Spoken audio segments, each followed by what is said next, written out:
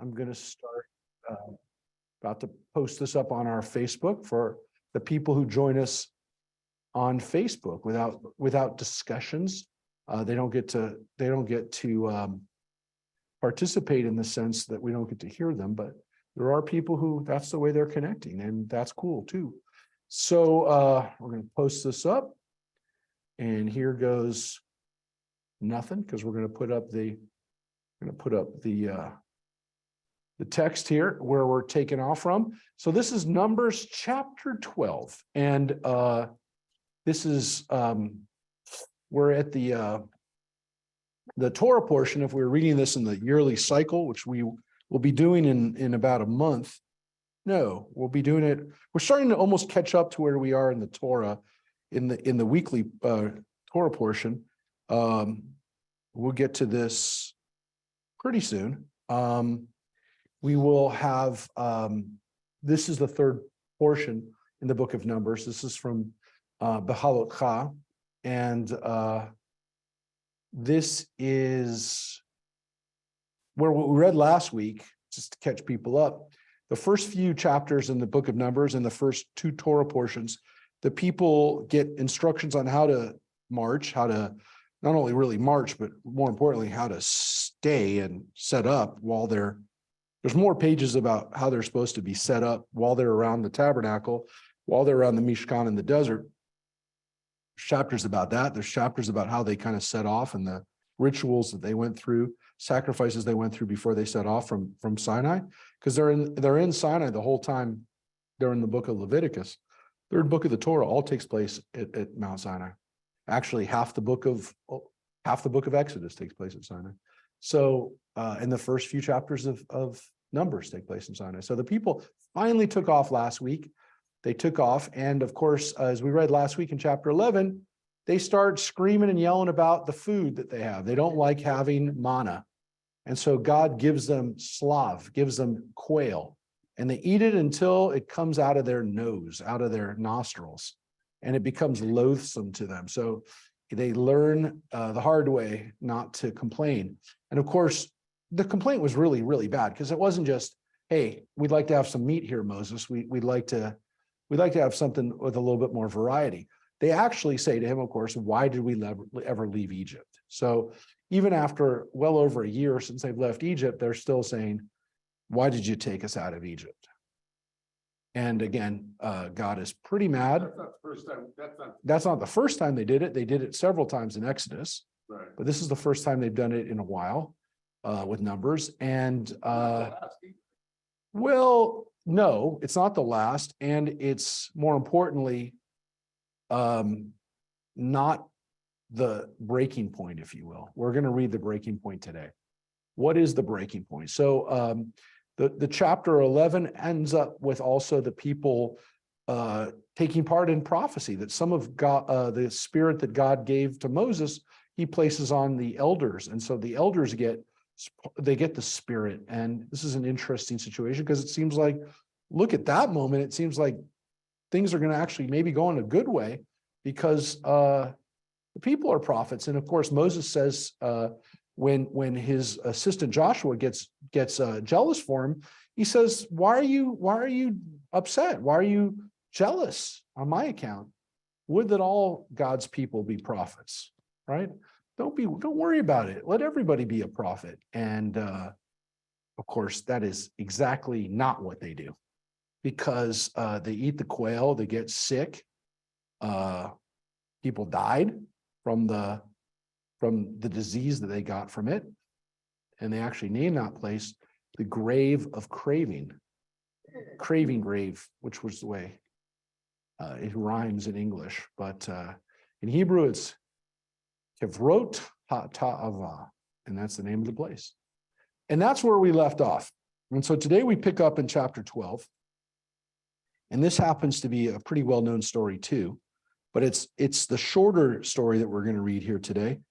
But as I mentioned, every week so far in Numbers, as we've been reading it, we've read a part of the Torah, part of Numbers, that makes its way into our prayers, makes its way into services, quite frankly. And not just our prayers, but big prayers that we do regularly. So last week we read the part that says Vayhi bin Soaharon, when the ark was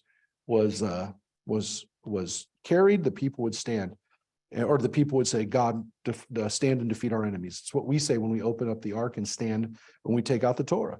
The week before that, we read the Birkat Kohanim, the blessing we say over our kids. Today, we're going to read another blessing. And then this one is arguably the first true blessing that one could say, anyone could say, in the sense that the Birkat Kohanim seems to at least have initially been just for the priest to say. The blessing today is maybe one of the first examples of a blessing that you and I would say, we recognize as a blessing that anyone could say to some extent. It's not a ritual blessing as much as a life blessing. You'll see. So here's the story. It says in chapter 12, and what's weird about it is actually King Jamesy over there says probably, and they stayed, or they were in Hatzerot as the end of chapter 11, right? And they were in.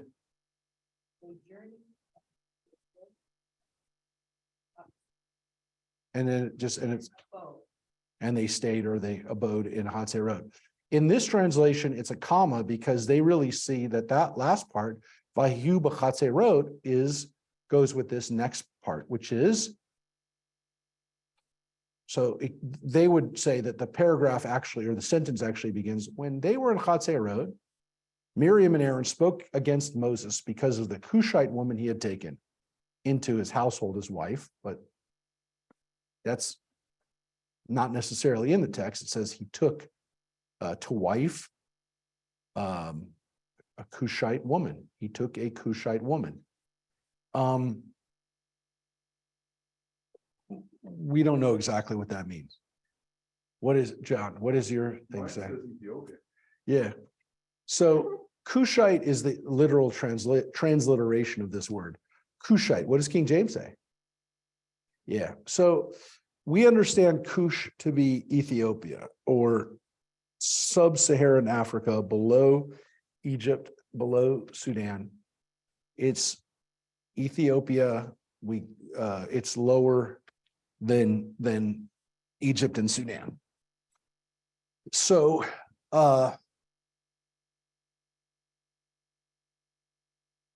who is this woman?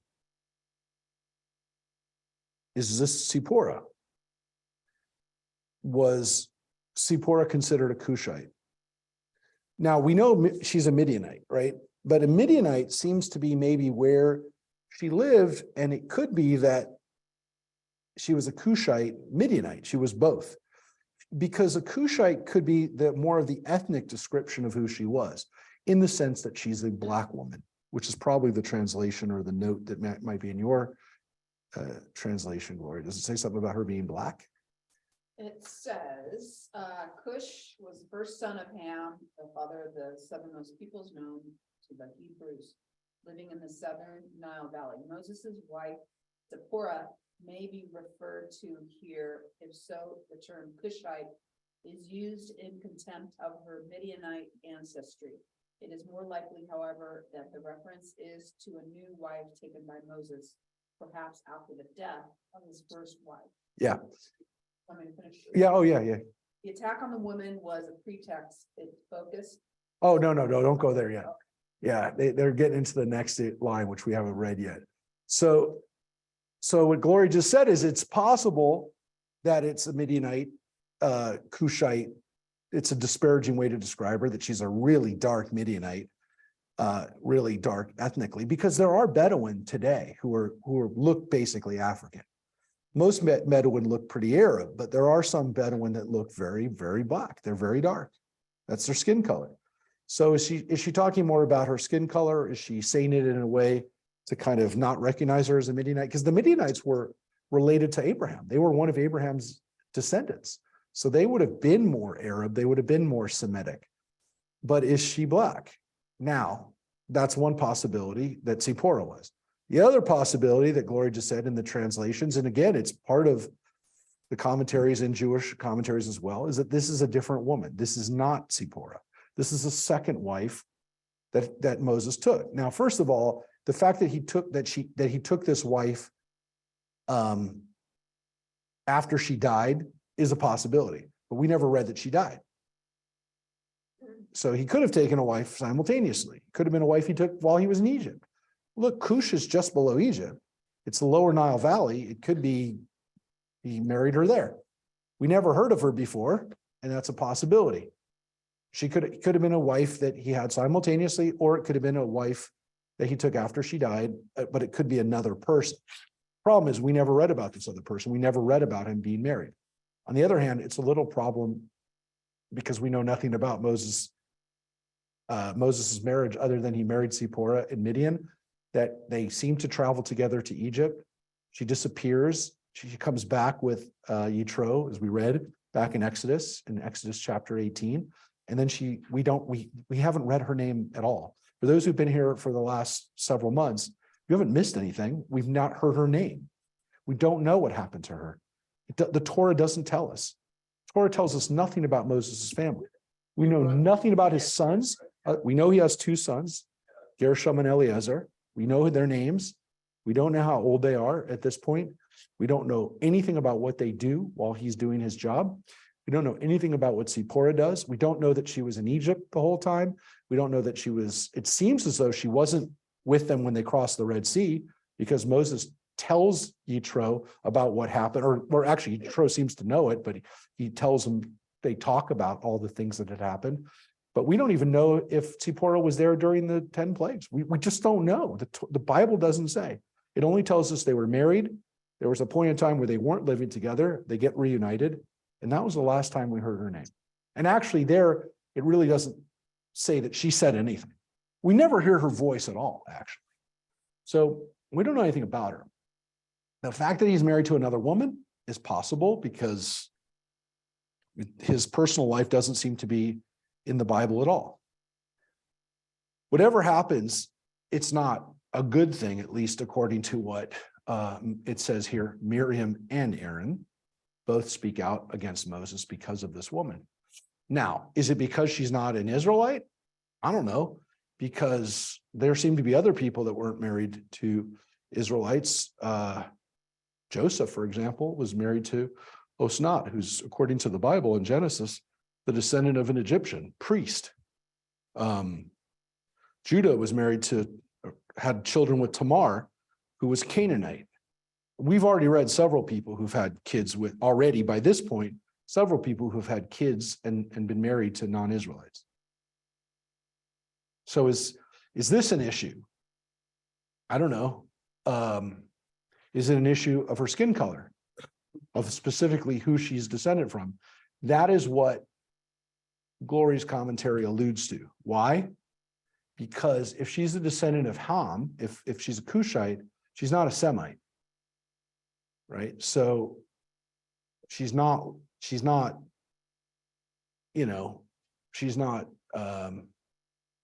from Abraham's people. As a Midianite, we would have assumed she was kind of under Abraham's people if it's Zipporah, but if it's another woman or whoever this is, if she's a Cushite, she's a Hamite. She's a descendant of Ham. But the Canaanites were descendants of Ham. So same would go for Tamar, and the same would go for the Egyptians were descendants of Ham. So the same would go for Osnat. So the descendant of Ham, it can't really be that. But that's kind of why they even said that in the commentary, is that the Cushites were descendants of Ham who are cursed. We don't know. Is it an ethnic condemnation? Is it a more of a national condemnation? She's not from our nationality. By ethnic I mean is it racial prejudice? Is it skin color issue? Is it being not an Israelite, which wouldn't even matter what her skin color was if she wasn't an Israelite? That Moses, as the leader of the people, shouldn't be married to other people. Or is it because he married somebody else and they don't like the fact that he married somebody else? These are all possibilities, and these are all possibilities that the rabbis throw out a long time ago. No matter what, there seems to be a problem here. But if he married someone else, I didn't think about where did she come? Well, if she came, okay, one of the things that we read about in the last Torah portion, right, is that the people who complained against Moses, it says, remember, these were the the people who first started complaining about the food were right here. It says, when the people come, it says the Asaph Suth, the riffraff, which of course, Mary, give me the translation in verse 4 for the riffraff.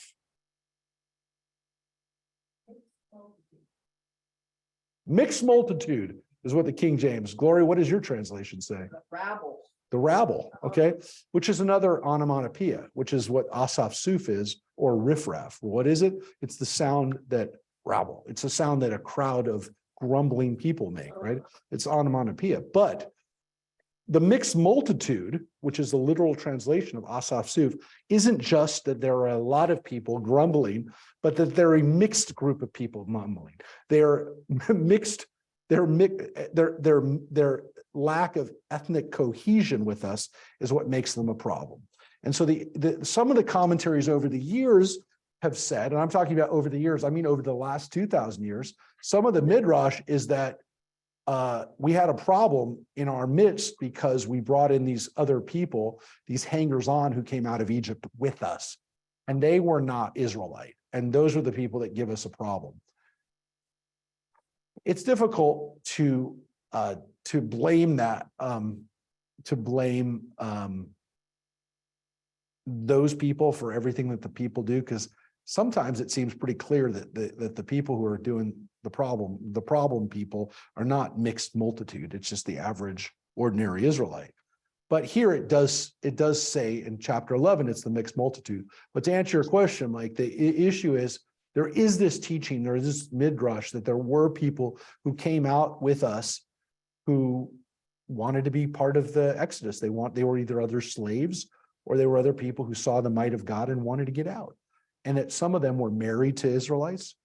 And so this idea that they were the problems, we read in Leviticus that weird story about the guy that curses God that was part Egyptian, part Israelite, right? And so he's an example of one of these problem people, if you will.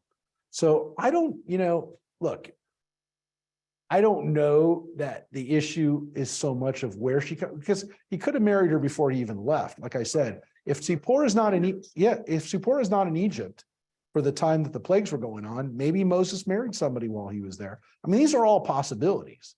What we do know is that this is what causes them to speak out, but that's not what they say. Could this also be part of why Moses wasn't allowed to go into the promised land? Well, other than the fact that the Bible says that it's because of what he does when he strikes the rock. It seems as though, but you're saying because he married a non-Israelite woman? I don't know. Well, let's look, because what's so weird is that's not even what happens in the sense of, look at what happens in the next line. Yeah.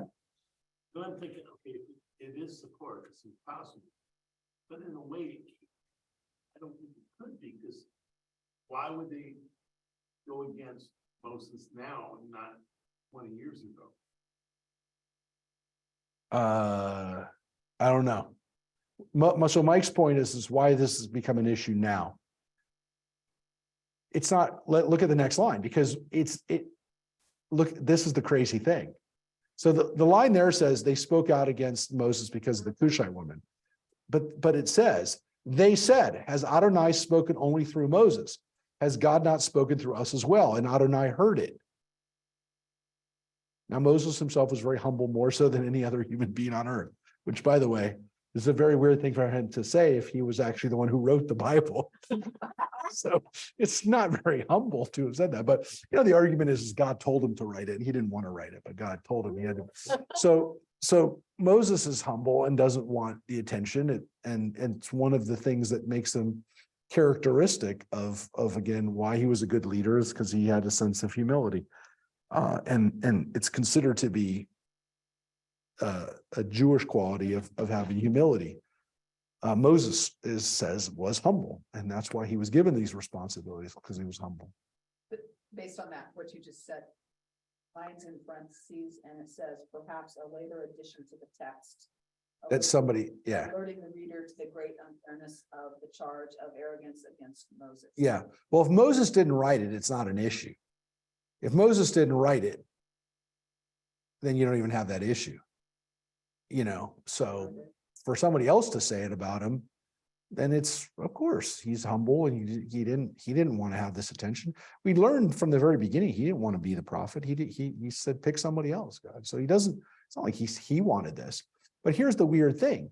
It says that what they said was, why is Moses getting all the credit? God speaks through us too. We're prophets. And so, first of all, we didn't know that. I mean, we knew that Miriam led the people in song and whatever. We didn't really know until this moment that she was a prophet. So we don't really know a lot about her either. Now, again, it's partly because we don't know a lot about the women in the Bible. There are not a lot of women that we learn a lot about. That's a fact. It's what it is. But we didn't know this. Now, the weird thing, of course, is this juxtaposition of these lines. It says that they spoke out about him because of the Cushite woman, but that's not what they said. They didn't go to the people, or they didn't say out loud, why is Moses married a Cushite woman? According to what the Bible says, they said something else, which is interesting because it shows you that the Bible seems to know what the underlying motivation was for them, but it's not what they said. According to this, that's not what they said. So if that is their issue, getting back to what Mike's point was, is why they come forward about this now. Maybe it's because it's not so much that he was married to this Cushite woman, but because they were sick and tired of him getting all the credit, which is what it says. But it's still weird. But is it like, well, the Bible knows what their real motivation was, and then this is what they said it is? By the way, one of the interesting things about this passage, which I think is just these two lines, is really interesting. You find this interesting too, Joyce, as a therapist, is that people sometimes say things and it's not what they really mean. When you ask them what's bothering you and they say, well, I'm really bothered. It's like, okay, but what's really bothering you? I know that's what you said, but what's really triggering this? What's really at the basis for what? That was my mother. It was your mother. Yeah. Well, that's the traditional line, right? At the therapist is it's my mother. But it is interesting that the Bible seems to say, man, it's the way it is. Even for Aaron and Miriam, who are highly evolved people, right? They're prophets. They're there with Moses. It seems, again, it's some pretty critical junctions, but they're still human beings who say one thing and are actually upset about something else. So you never do it. So John, yes. So I don't take after my mother. Can you let's go back to Exodus Yeah. 18. Okay. So we're discussing Moses, Yep. right, and his wife, or who this person is. And then so 18:1, I guess it is, when Jethro, the priest of Midian, Moses' father-in-law, when Jethro Uh-huh. heard all that God had done for Moses and for Israel, his people, Uh-huh. and the Lord had brought Israel. Then Jethro, Moses' father-in-law, took Zipporah. Zipporah, Mhm. I'm sure you know Moses' wife, after he sent her back. So I forgot. So. Yeah, that's what I just said. That's the only thing we know about her. I was just saying, that's Exodus chapter 18. Yeah, but I get that, but my point is, did he? It's the last time we heard about her. Like intimately, or did he physically just walk with them, that type of thing? And what is took? How do you? Oh, no, there it means he took, this is her father took her back to, Physically? yeah, took her. Her and the boy. So Jethro, Moses' father, took Zipporah's wife after she had been sent home and two of her sons and said, it explains his name again. And Jethro took the sons and the wife to him in the wilderness.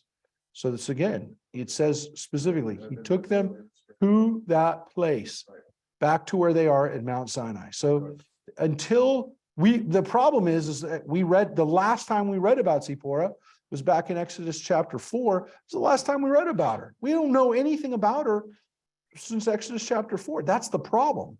We don't have it because the Torah doesn't tell us anything about Moses' family. So that's the problem. So the problem is that this is the last This is the last thing that we had was Exodus chapter 4, verse right here. It's this weird story, Exodus chapter 4, verse 24, that God almost killed Moses when he was coming back to Egypt. And Zipporah took a flint and cut off her son's foreskin and touched his legs and said, "You're truly a bridegroom of blood to me." And when God let him alone, she said, "A bridegroom of blood because of the circumcision." We don't talk about that scene. So there's 4 verses about 3 verses at Zipporah, and we don't even know what to do with those lines. The bridegroom of blood scene, nobody knows what to say about that. We don't even know what the heck. We're not even sure that translation is even a good translation of it. So that's the one time we actually see Zipporah doing anything. And it's actually I think it might be the only time that she says one thing earlier when Moses first gets brought to her father-in-law, to her father, Moses' father, when he first meets him. This is actually, it doesn't say she said it, but we assume when they come back after with the water, after watering their flocks, "How's it you've come back so soon today?" They answered, "An Egyptian rescued us from the shepherds, even drew water for us and watered the flock." He said to his daughters, "Where is he then? Why did you leave the man? Ask him to break bread." And Moses continued to stay with the man, and he gave Moses his daughter Zipporah's wife. That's it. So she doesn't actually even say anything there. So the only words that she says in the entire Bible is he is a bridegroom of blood to me. That's the only line she has in the whole Bible. And it seems as though she actually saved his life in a weird scene that we can't even explain because we don't understand the cultural context to it. There's entire books that have been written about the bridegroom of blood scene because no one really knows. It's all speculation. Did they find this information in the Dead Sea Scrolls? Dead Sea Scrolls? No, No. there's no answer. So it There's wasn't, there's or added to. no. The problem is we have no idea what this scene means, what that scene means, Yeah. and it's one of the only scenes where we actually get Zipporah to say anything. So she's a mysterious character for us, and so those are the only scenes. I'm telling you, in the entire Bible, this is it. Nope, we don't have anything. Got it. And is she dead? Is she in the background? Is Miriam and Aaron speaking up on her behalf, saying, "Why is Moses now married to this other woman?" We don't know. We don't know. But anyways, he doesn't say that. He doesn't say, or they don't say. I say he doesn't say. They don't say, "Hey, he's married to a Cushite woman. What's up with that? Why is Moses married to a Cushite woman?" They say, "Why is God? Why do you think God's only speaking? He's speaking to us too." So it doesn't even explain what it is that they want. So the assumption is we're jumping to the conclusion that the issue is that they're not getting enough credit. The assumption here is that they must have also been annoyed that people aren't talking to them or respecting them or something. We assume that that's what the problem is. We don't know. But that they're not getting enough credit. We don't know. We don't know. And we don't really know what prompted this outburst from them, even at that point, about why they're mad that Moses is getting the credit now. It could be from the previous scene where all the other people start to become prophets. Maybe that upset them. There's people who think that maybe the last chapter where it says these other people become prophets is what really ticked them off. That, Moses is a prophet. Now these other people are prophets.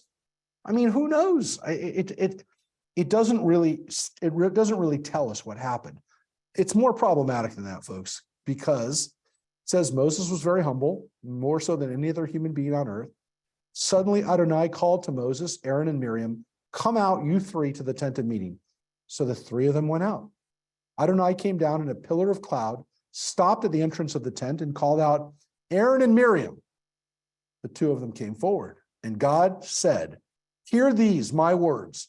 When prophets of Adonai arise among you, I make myself known to them in a vision. I speak with them in a dream. Not so with my servant Moses.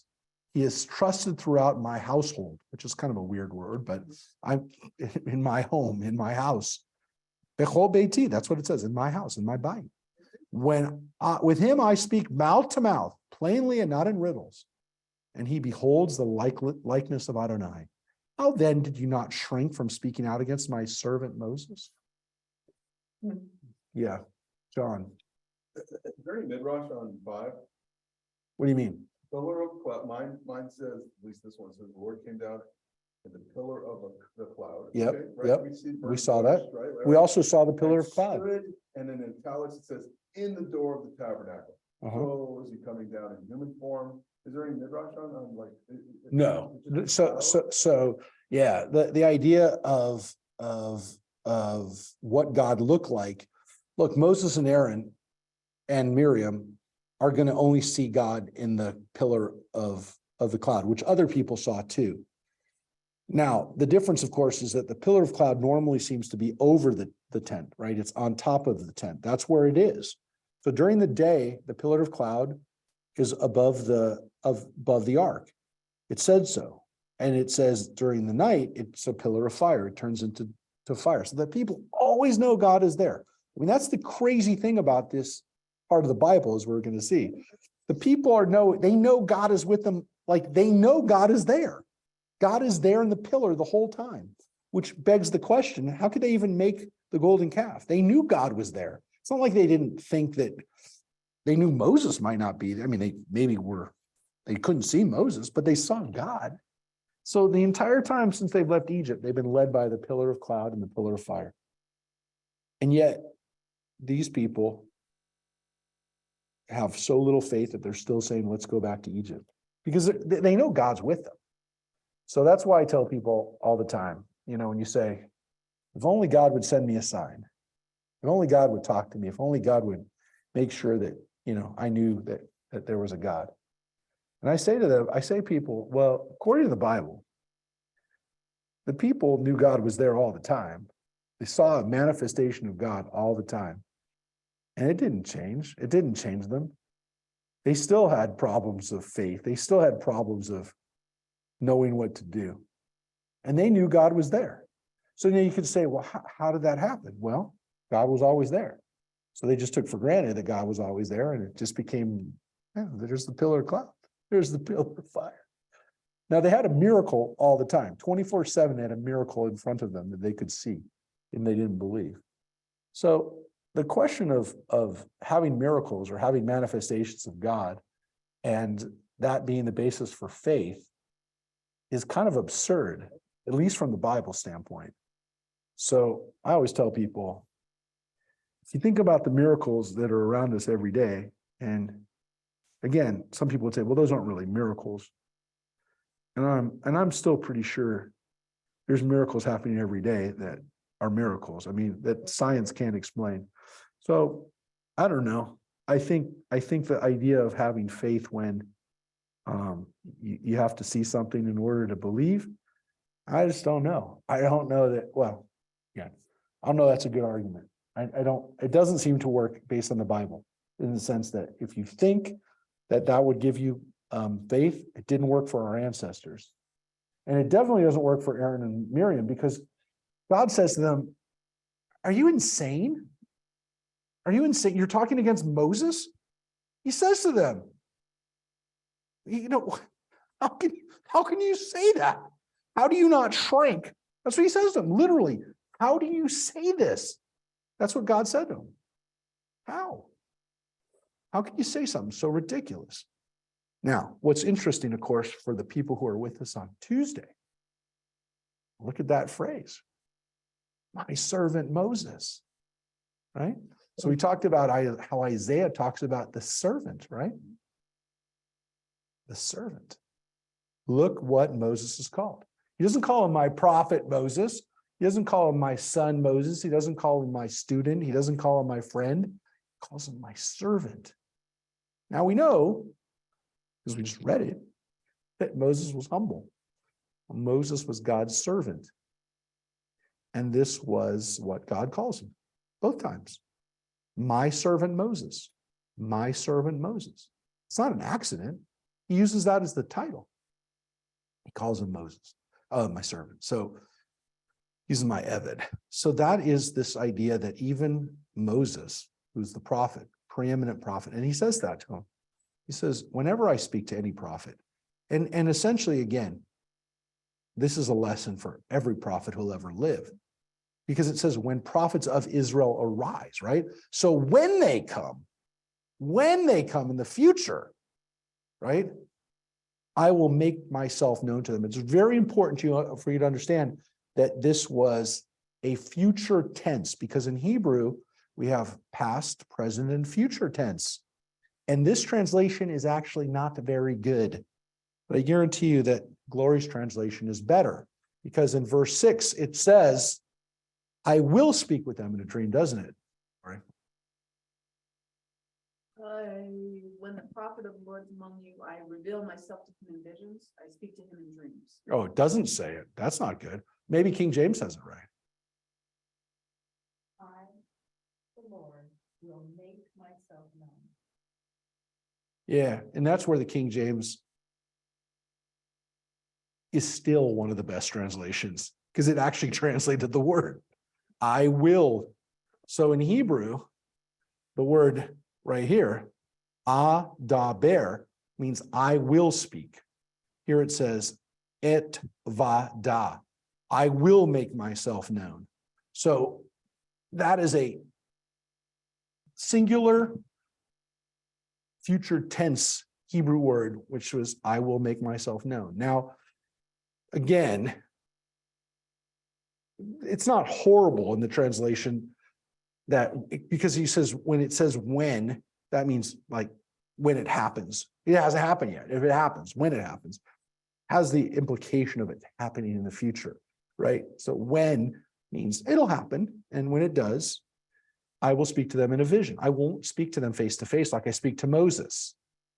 So it does carry that understanding, and it does say that here. It says when, but it should say I will speak with them. I shall speak with them in a dream. Yeah. I didn't read the very beginning of it. It says, he said, listen to my words. Uh-huh. And then when a prophet. Yeah. Well, yeah, but it does say when, but I'm just saying the issue is the King James actually says, I will speak, which is what it says. I will make myself known to them. So it's saying, and so it's not just about Miriam and Aaron, it's about any other prophet who ever come. Any other prophet of the Jewish people will not know God like Moses did. That's what the Bible just said. God says, I will never have that relationship with another prophet, because normally I make myself present in people's minds. They see me in visions. I speak in a dream to them. But Moses knows exactly what I'm saying very clearly. I speak to God, I speak to him, and God is saying, I speak to Moses like I'm talking to you right now. Very clear. It's not a dream. I didn't wake up and say, God sent me a message. I'm not really sure how to interpret it. There's no riddle. Not riddles. You know what's interesting? Yeah. In 6:12:6, I, the Lord, will make, mine is very much like King, this one. Yeah. Make myself known unto him. Yeah. In a vision. Well, what about the hers? Yeah, that's true. And will speak unto him in a dream, in a singular dream. Yeah. Dream. The issue is, Didn't count? no, the issue is, Just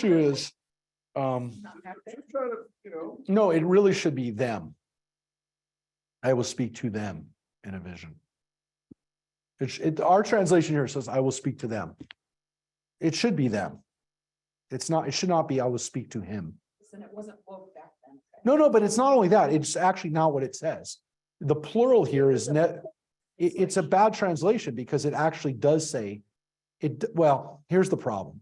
You have to remember something else in Hebrew, which is that Hebrew has a plural, it's a plural form as well, right? So the plural is clearly there. That's why it says prophets, right? I will make myself known. The problem with Hebrew is that the plural is if there's 5 women and 1 man, the plural still is male. So the male plural is still the form used. So unless it's only a group of women, it will say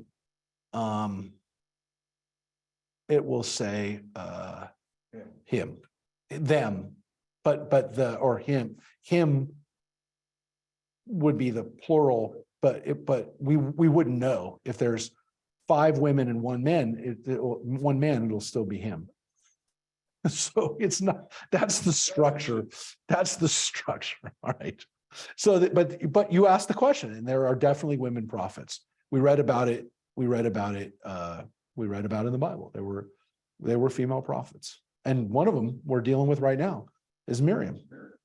So she says, but she's really, well, this is the other weird, like I said, there's another weird part here, which defies, well, it's a tough explanation. Still incensed with them, Adonai departed. So God's angry and goes away angry. That's what it says. Still incensed with them. Angry, God departed. Could be the translation. It's probably the translation in yours, Glory, right? The anger of the Lord burned against them and he left them. Yeah, it's fine. As the cloud withdrew from the tent, there was Miriam stricken with snow white scales. When Aaron turned toward Miriam, he saw that she was stricken with scales. And Aaron said to Moses, "O my Lord, account not to us the sin which we committed in our folly. Let her not be like a stillbirth which emerges from its mother's womb with half its flesh eaten away," which it didn't quite seem like it was that bad, but she's stricken with Metzorat, which is the disease that we read about in Metzorah in Leviticus, the skin disease. It says that she has some kind of skin disease. So Gloria, what does your translation say? Leprosy. Yeah, it's the leprosy that's not leprosy, which is, of course, what this note says right here. I'm going to hit the asterisk. It's going to say, see Leviticus chapter 13. Look at Metzorah, where it has that whole discussion about leprosy. Of course, Mary, the King James says leprosy. Yeah, it's Metzorah, which is why it's probably better not to say leprosy, because it wasn't leprosy. It says literally her skin was like snow. Snow White. There's the original Snow White, but this is too much. Not too Snow White. By the way, Disney's doing a live action Snow White. They are. Except the evil stepmother, going to be Gal Gadot. So they have an Israeli woman playing the evil stepmother. Anyways, there you go. Fresh start. I guess, yeah, she's gonna get paid Disney money. She's gonna get paid Disney dollars. So yes, Snow White here is a little too much snow. So this is the description of her skin disease. So what is what does your commentary say about that, Lori? Because here's the question. Well, what's the big question? Miriam was stricken with snow white scales. What? Well, why? Where's Aaron? Why is Miriam? Why is Miriam? Why was she stricken with scales? Yeah. Why was she stricken with leprosy? Well, why? What did she do? Why was she stricken with scales, but not? She verbally attacked Moses. Yeah. Well, why Miriam and not Aaron? Well, wait. What do you mean he'll get his? No, he doesn't. He dies, but she dies first. I mean, she dies before. I mean, she's older, but no, he dies, but he dies. He lives actually longer than Moses because he's 3 years older than Moses. He dies right before Moses. So no, he doesn't get it, and he didn't get it. He didn't get it at Mount Sinai. His sons died. You're right. So he already got punished really hard. So you can make the argument he's already suffered enough. That's an argument, by the way. That's an argument that's given. He already lost his sons Nadav and Avihu when they offered up the fire. They got punished, and he already suffered. Now, the problem is usually though people get punished not in advance for something they do later. So okay. So he can't have that's another point. He can't get the leprosy because it'll render him not eligible to be a priest anymore. Right. So that's a legitimate issue. You can't get the same kind of thing, but then give him something else. Now, what is going on here? Why Aaron escapes punishment because, again, part of it is he already escaped punishment. He escaped punishment back at Mount Sinai with the golden calf. So there seems to be a pattern of him getting away without being punished. So that's a problem. Miriam's punishment is a weird one too, because we know Moses has the ability to turn his skin into disease by sticking his hand into his garment and pull it out. He can make himself go back and forth with the Metzorah. Or at least he was able to do that for the Pharaoh.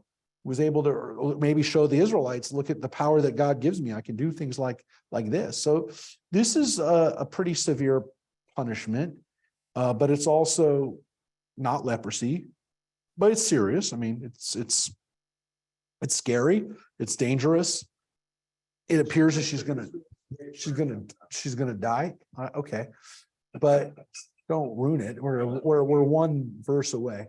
But Moses is now faced with this issue that he's now caught in this weird sibling rivalry situation where Aaron is interceding on behalf of their sister. And it's an interesting dynamic, right? It's an interesting dynamic, which if we're going to play it out psychologically, God is the parent here. Punish the oldest kid. The middle kid asks the youngest kid who didn't get punished to intercede on behalf of the oldest kid. This kid never gets punished. Yeah, so there is actually precedent for this in most families, as Mike just said. This does play out a lot, where the youngest kid, if the youngest kid has heart and is motivated to do so, would maybe intervene on behalf of the oldest, with parents to try to get the oldest kid to get off. Interestingly, the middle child is the one here trying to keep the peace and trying to be the intermediary, the broker. Oh yeah. Yeah, well, we don't have, this hasn't played out like this, but it does play out where the middle child is oftentimes the child trying to keep the peace. But yeah, it happens a lot. In our case, it's Rachel and Shira actually get along better together. So it's not, so it's not quite, it doesn't work that way. She doesn't, but it's a whole different issue. It's a whole different dynamic there. But the point is that they don't have to do this. There hasn't been ever a turn where Shira intervened on behalf of Rachel, but it does happen. It does happen in some families, and it definitely happens that there are alliances, and there are times when two siblings, complain about one of the siblings, and this dynamic plays out here, and it's sad to see it in the sense that even these highly evolved and prophetic figures don't behave very well here. At the very least, this is not really good behavior, at least on behalf of on how Miriam and Aaron are behaving. Now, look, the midrash here on this too, by the way, one of the interesting things that was given as a interesting midrash a long time ago. This isn't new midrash. This isn't one of these new hypersensitive woke midrash, which there are, but this one is an old one. The old one is, look what Miriam gets struck with. She gets struck with a disease that takes away all her pigmentation. Now, if she was complaining about her very dark sister-in-law, right? The melanin, right? The pigmentation, she just got a very ironic punishment, which is her skin color just left her. So you want to be white? We're going to make you white. So that's an interesting midrash that she gets struck with this snow white scales. She becomes very white. You want to be white? Take away all your pigmentation. So there's an interesting midrash about that's the punishment that comes out. No matter what, this is a critical scene here. And what happens? Aaron said, please let her not be like that. And it says, Moses cried out to Adonai saying, "O God, pray, heal her." Which the line in Hebrew is, again, he cried out, and the line starts here, El na rafana la. the beautiful prayer for healing. This is the first prayer that I said that we have in the Bible that seems to be a personal prayer that is not for a priest. It's not connected to the temple. It's not connected to the ark. It can be anywhere. You can say it. One can make the argument that the original prayer, and this is part of the original prayer, El Na Rafan Allah does say her. La means her. So the prayer is definitely, remember, and we don't like to get into it too much, but technically speaking, it means heal her. Now, is that a problem? Not really, because we have a lot of prayers that say he, and we don't necessarily translate them as he. We don't translate every time it says he. We haven't, even without politically correct sensibilities, we haven't translated every he that exists in the prayers. But what's also very special about this is the beautiful rhyme of it in Hebrew. El na rafan Allah. And the na is please. So it's not, it's usually translated, oh God, pray heal her. But that's not the literal translation, because there are two nas here. Two nas. So, Mary, what does the King James Bible say?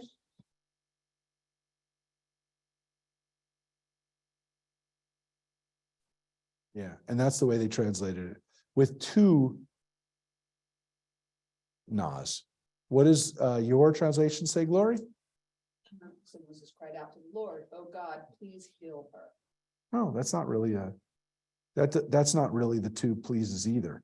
There's two. El na, please God, pray heal her, or please heal her. So, please God, heal her, please, is really the way it should be translated. There's two nas there. It says it twice. God, heal, please, heal, please her. However you want to translate it, again, there's two pleases. The na, of course, is part of the poem, part of the rhyme. El na rafan Allah. And so that's why we have really beautiful translations of this. So why, and song versions of this. So why do we have these, right? Why did we turn to this? Well, when Debbie Friedman wrote the Mishaberach, she based the Mishaberach on the prayer that we say traditionally as part of the Torah service for healing. So when we go up to the Torah, we say, Mishaberach Avotenu, God of our ancestors, please heal. And when you went up to the Torah, you were supposed to insert the name of the person who you were praying for. The only time we ever had prayers for people for healing in Judaism was then.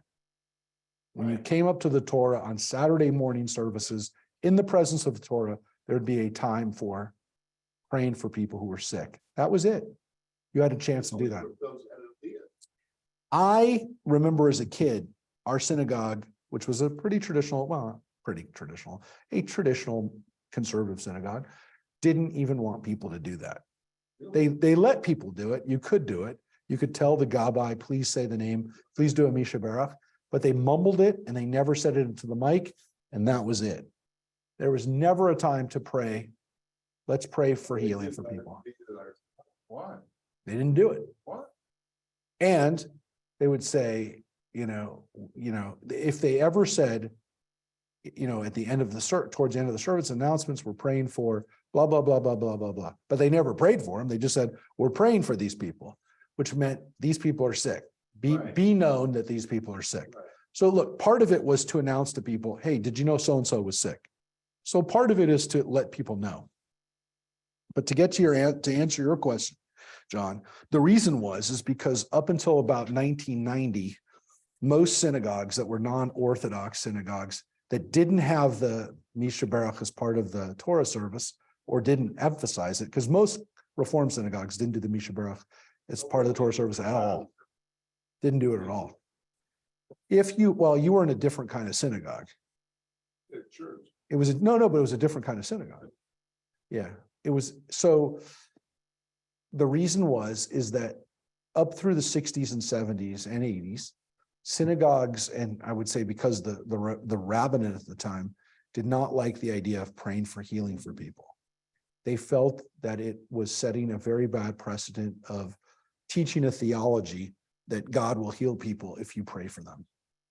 And if you don't pray for them, then they're not going to get healthy, that God only responds to prayers for people healing, or that God, likes somebody better, or because the prayer is done right, or because there's enough people praying for them, that's why they're going to get healed. So the theology was, we don't want to teach a theology that God answers someone's prayers over someone else's prayers, or to think that there's some kind of magic or voodoo. And so they really looked at it as kind of like a weird ritualistic witch doctor prayer. And that's why a lot of rabbis in the 60s and 70s and 80s didn't do it. And even when they did it back in the 50s and earlier, when the more orthodox traditional forms of Judaism were done, they mumbled it, and they tended not to focus on it. Well, the logic for it was based on that. What we started to think about in the 90s and beyond is we realized that there actually is a connection between healing and people's frame of mind. But back then,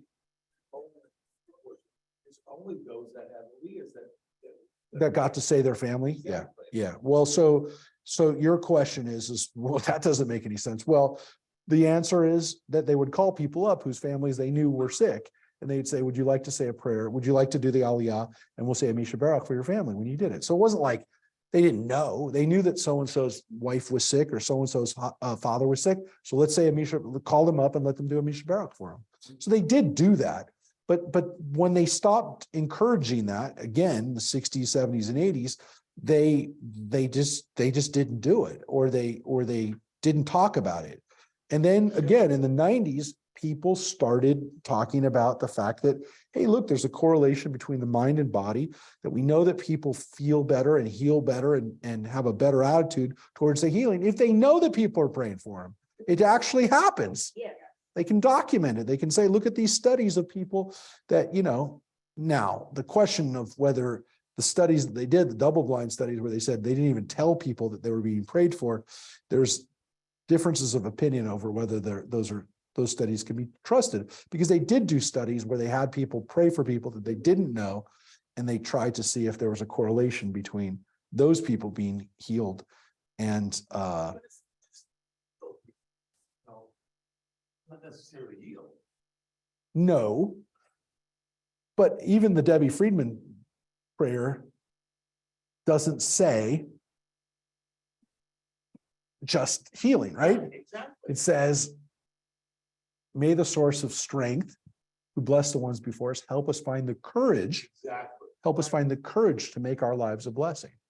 So what is it saying is, what she wrote is to have courage in the face of illness. Right. So the prayer is not just for the people who are sick, but it's for the people who are taking care of those who are sick, to have courage and to have fortitude and not to give up, and not to forget that they're doing that, that if they don't do their part, people are really going to have a hard time getting healed. So that's why that prayer, gives, look, anybody who said Amisha Barak for somebody who died feels like, oh, well, I guess God didn't pray right. God didn't answer my prayer. So there's this. Why? The way not the way you think it was. I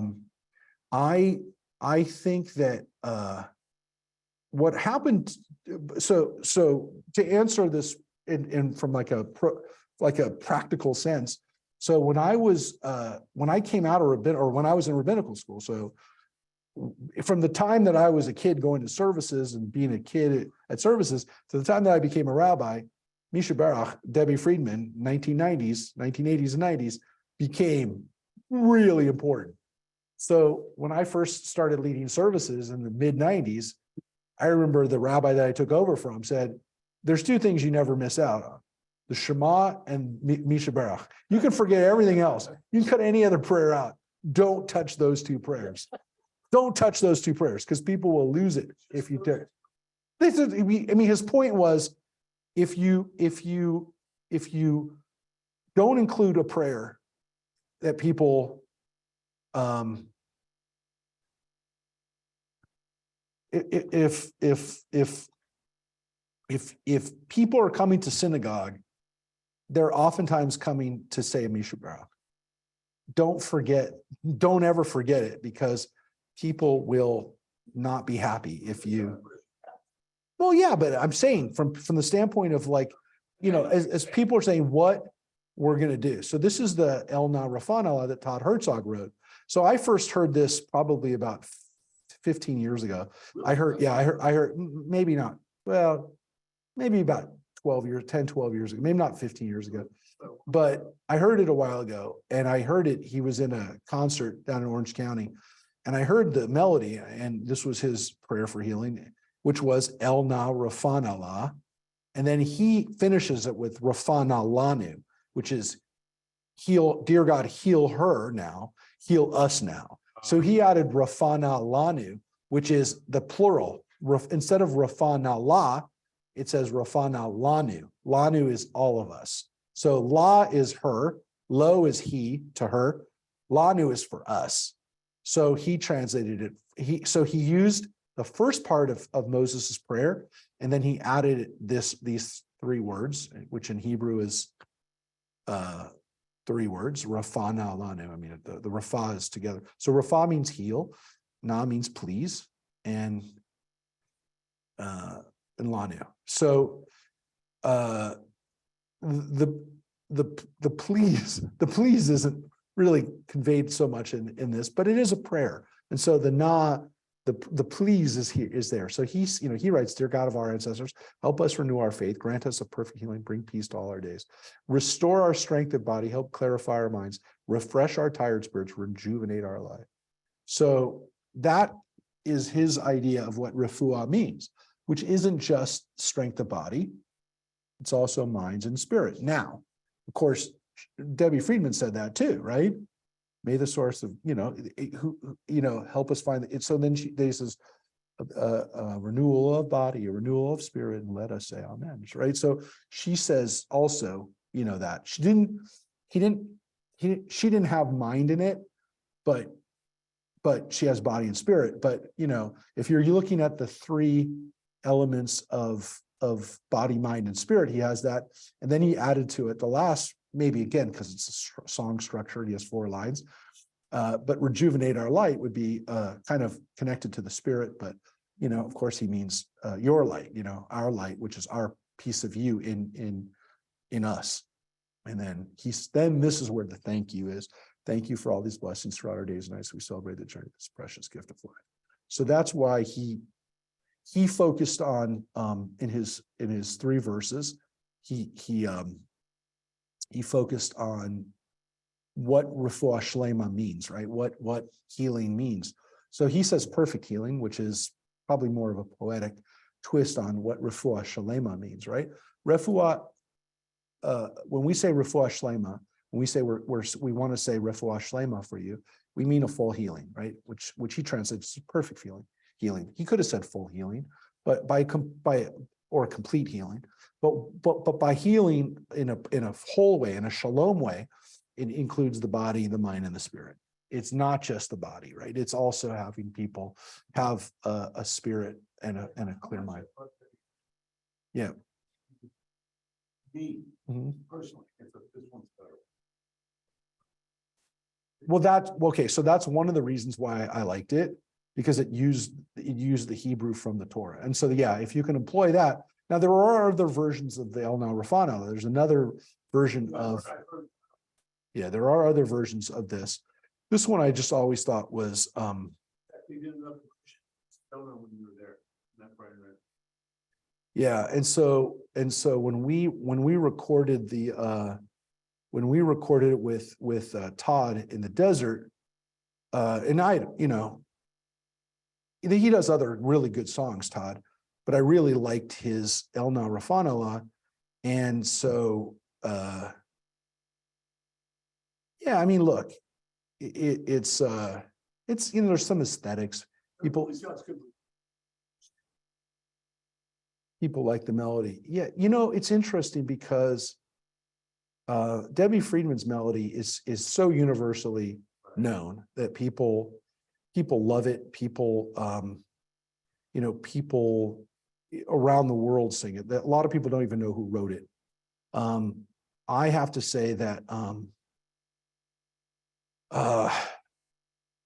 I, you know, she was so sick for much of her life that, part of what makes that song special is that it was partly, I always thought a little bit about her. And for somebody to, compose a melody who's so sick was kind of powerful to me. But yeah, I mean, I like Todd's. I'm just going to play a little bit of it just so you can, I hope I have, let me just see if I have that part of it, just so I can see if I have his El Narafana, if I have it. No, I don't. Let me just see. Hold it. Let me see. Let me just see if I have it. I might not have it. Let's see. No. I don't think I have it, so I apologize. No, I don't have it there. Anyways, oh, you know what I can play it from? I put his on. Hold it 1 second. I'm just gonna play a little bit of his. Play it from Spotify. I was talking with Joe Buchanan today, who we're going to record. He's also written a prayer of healing. But I don't tell him that I like this other one. I like this other one better that Todd did, but no, but his is good too. Listen, it's just great that people are writing Jewish prayers of healing, and here, I'll play you his. It's on YouTube. Who? No, I know, but I'm playing it right now. Hold on a second. Here we go.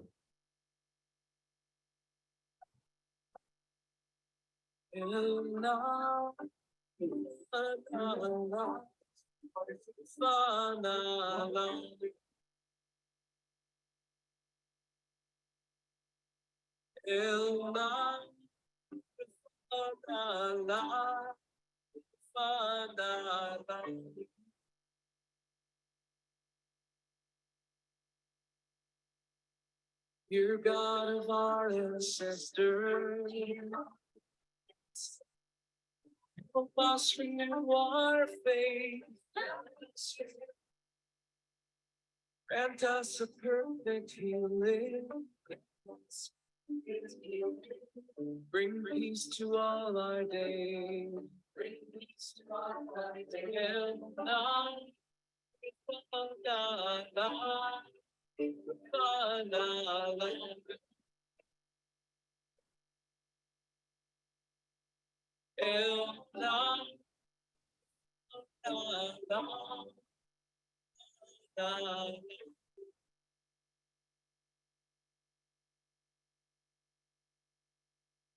Restore our strength of body.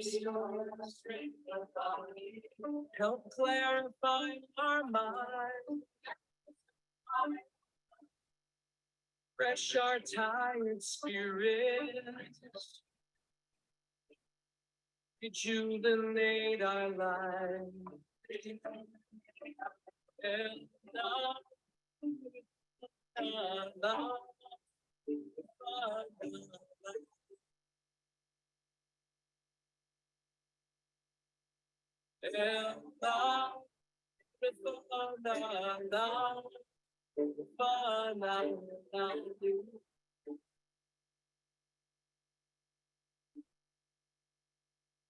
thank you for all these blessings.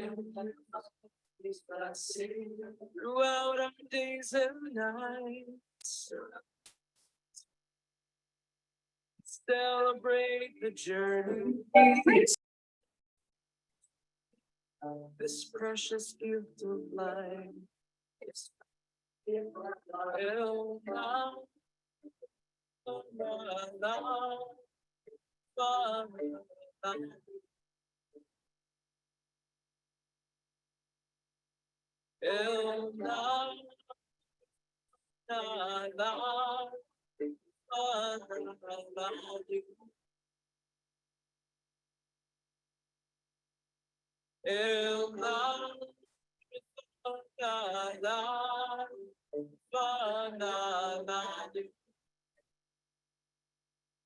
Anyways.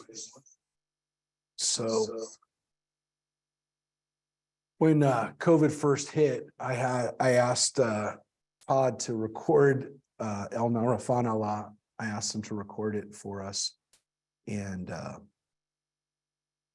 he did. And he recorded it in his living room. And for the first couple years until we had that, we had one that he had recorded in his house just with himself with the echo. And that's the one we used for, we used that for 2 years. And it was, I mean, he knocked it out almost immediately. And he did two things, his Shalom Aleichem that he does with Calling All Angels. And he did that, he did those two things. And so I said, as soon as we can get out to Arizona to record with you, we're going to do it. We're going to record a Shabbat with you. It'll be our first. Yeah, no, we're working on it. He just got engaged, and actually, I think, well, actually, he didn't just get engaged. He may just be getting married now. So he second marriage, but he is. He has a daughter, doesn't he? He has a child. Yeah. At Arizona. There's a video. No, that's Gabriel Mann. Oh, that's Gabe has they're not all the same. Gabe, yeah, That's Gabriel, that's the guy that used to. yeah, do our service. Yeah. So Gabriel Mann is a super talented musician, and Gabe did the music for Modern Family after he was with us. He was doing a lot of scores. Yeah. He has a new show that he just is recording music for. It's on. I want to say it's on Hulu. It's called Tiny Beautiful Things or something like that. It's with Catherine Hahn. It's another new show that he wrote music for. And I didn't see this show, but I saw a trailer for it and I heard his music and I'm like, that's another good set of music he wrote. So he's written some really nice music. He's won some Emmys. He's won some other awards for his music, but he's still writing Jewish music. The good thing is I asked him last year, I tried to get him to help me or help us, not me, everybody. I tried to get him to write a Passover song for Ukraine last year to talk about that, or just to do a new Passover song. We just couldn't get it together. But he did write a beautiful Yizkor that I think he was working on anyways. But we got him to write this new Yizkor song that we debuted also during COVID, and it was right when right after my dad died, and so we put that together. But I think he was writing anyways. I don't think it had anything to do with my dad, but he wrote this Yizkor, beautiful Yizkor. Oh, really? Oh, at Temple. Yeah. He did it for us. But he's super talented. Yeah, we got lucky. That was Micha. Yeah, that was Micha. He also, he's still around. He writes music. He doesn't do any synagogue stuff, but and Gabriel does a lot of music now he does music down at in Temple on Pico. No, not on Wilshire Boulevard. He does the one on Pico and by Rancho Park, the Reformed Synagogue down there. Yeah, that's where he lives. Joe or Todd, they should do the Santa Clarita Summer Series. They have enough songs. I know, but they're not. They can't get. I mean, I talked to Joe today about getting him on some festivals and stuff like that, and he says he's been so busy with synagogue stuff. He just got back from Israel. He did a service. He did a Seder he was in Israel with a synagogue in Florida. He just got back from Vegas. He did a Seder down at Ner Tamid, big Reform synagogue in Henderson. He was there for Passover. He came back with COVID and pneumonia. And so I spoke to him today. Today was his first day back out talking. He hasn't left the house, but he was knocked down low. So we're gonna see him, and Joe will definitely be here. And we talked about the issue that, again, he's going around the country. All these guys are going around the country and having a chance. But Todd is he's part of Temple Solel in Paradise Valley, and so he does services there regularly. Yeah, he's part of the regular Kenner, and Joe was working a lot in Houston area, but he's traveling so much now that he doesn't. I don't think he's doing that much at the synagogue in Houston that he was at before. But yeah, you never know. I mean, look, Gabriel didn't really do cantorial work after he worked with us because he got really busy. But he still writes songs. What? I know, but he also did some solos with us. Well, you heard him do Hallelujah. Yeah, you knew he was, he always did a couple solos, but he didn't do a lot of liturgical music, right? But he just did an Avad Olam, by the way, just so you know, Gabriel Mann just did last year, he did a Avad Olam that he wrote. So he is still writing Jewish music. He did an Avad Olam with this dude. I'll show you real quick. This, speaking of Jewish music, this is one that he wrote. And he's singing it with, I'll show you right here. This is a beautiful melody, which well, some people would say it's not too hard to sing. I think it's too hard to sing. He did this during COVID, and he recorded this. I will share it right now. This is another this is a Gabriel Mann tune, but it's being sung by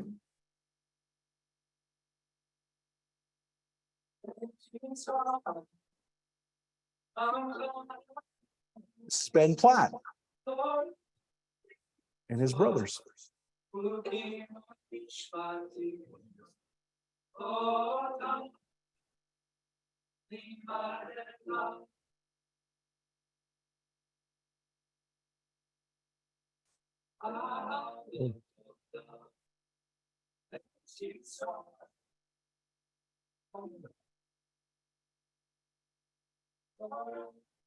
Two million views.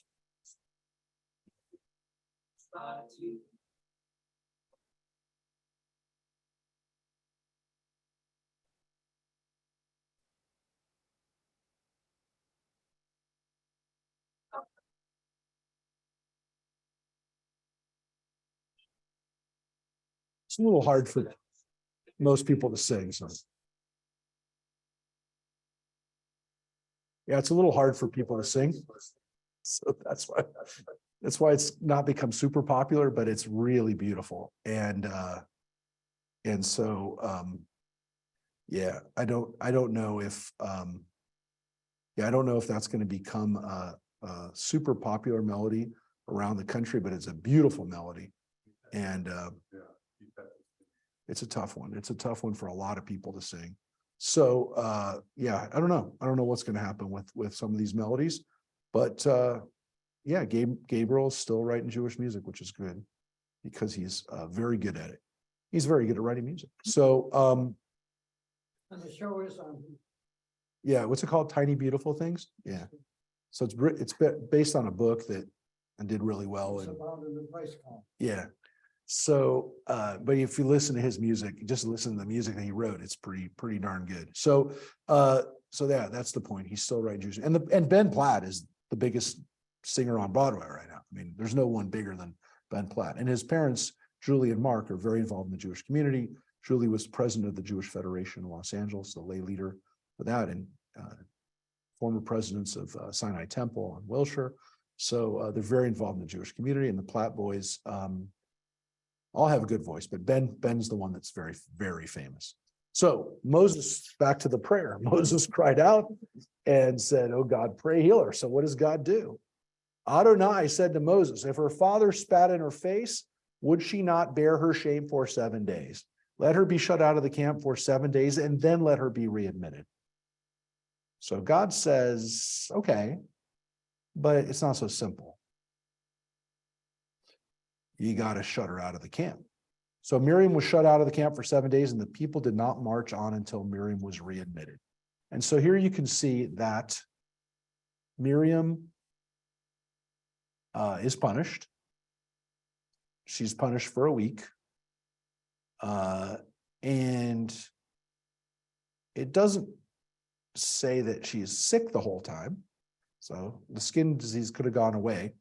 But what she is punished with essentially then by being out of the camp for 7 days is what someone with Tza'arat would have essentially gone through if they had Tza'arat, which is a quarantine period. Get them out of the camp, make sure that nobody's going to get sick from them.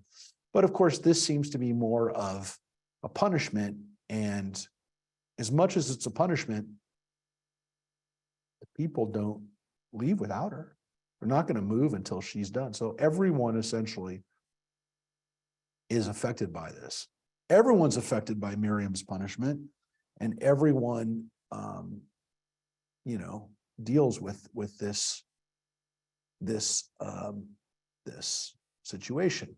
Now, of course, if we look at what this literally means, if her father spat in her face, would she not bear her shame for 7 days? What are they talking about here? Well, clearly they're talking about some type of shame that someone would bring on their house. Their father got mad at them and punished them. God is here very much like the parent, who punishes her and now has to deal with there has to be punishment. I mean, even if I forgive her, she's still grounded. Mhm. So there's still a punishment. So she is grounded, but all the people are grounded. What? But she is healed. And after that, the people set out from Hatzerot and encamped in the wilderness of Paran. So they left and they moved to their next stage. And so if we look at what does this all mean? Actually, let's look at what this does mean. So let's take a quick look at this map of where they went. So here's the map. So this is the map of where they left from Egypt. And they were here till they got to Mount Sinai. So this took a couple months. To get from Egypt to here only takes a couple months. To get from here to the wilderness of Paran, right, this is where they are, takes another year and a half. And not because it took them that long to move. They were here. They were camped here. Then they make their way up here. And so this is where they are. So it says the river of Egypt, which is this river that is right about where the border of modern day Israel is today. So that's why it's called the river of Egypt. And it is roughly at this place, which would be the bottom of the Sinai. So right here would be the border between Israel and Egypt today. So this is where they are now.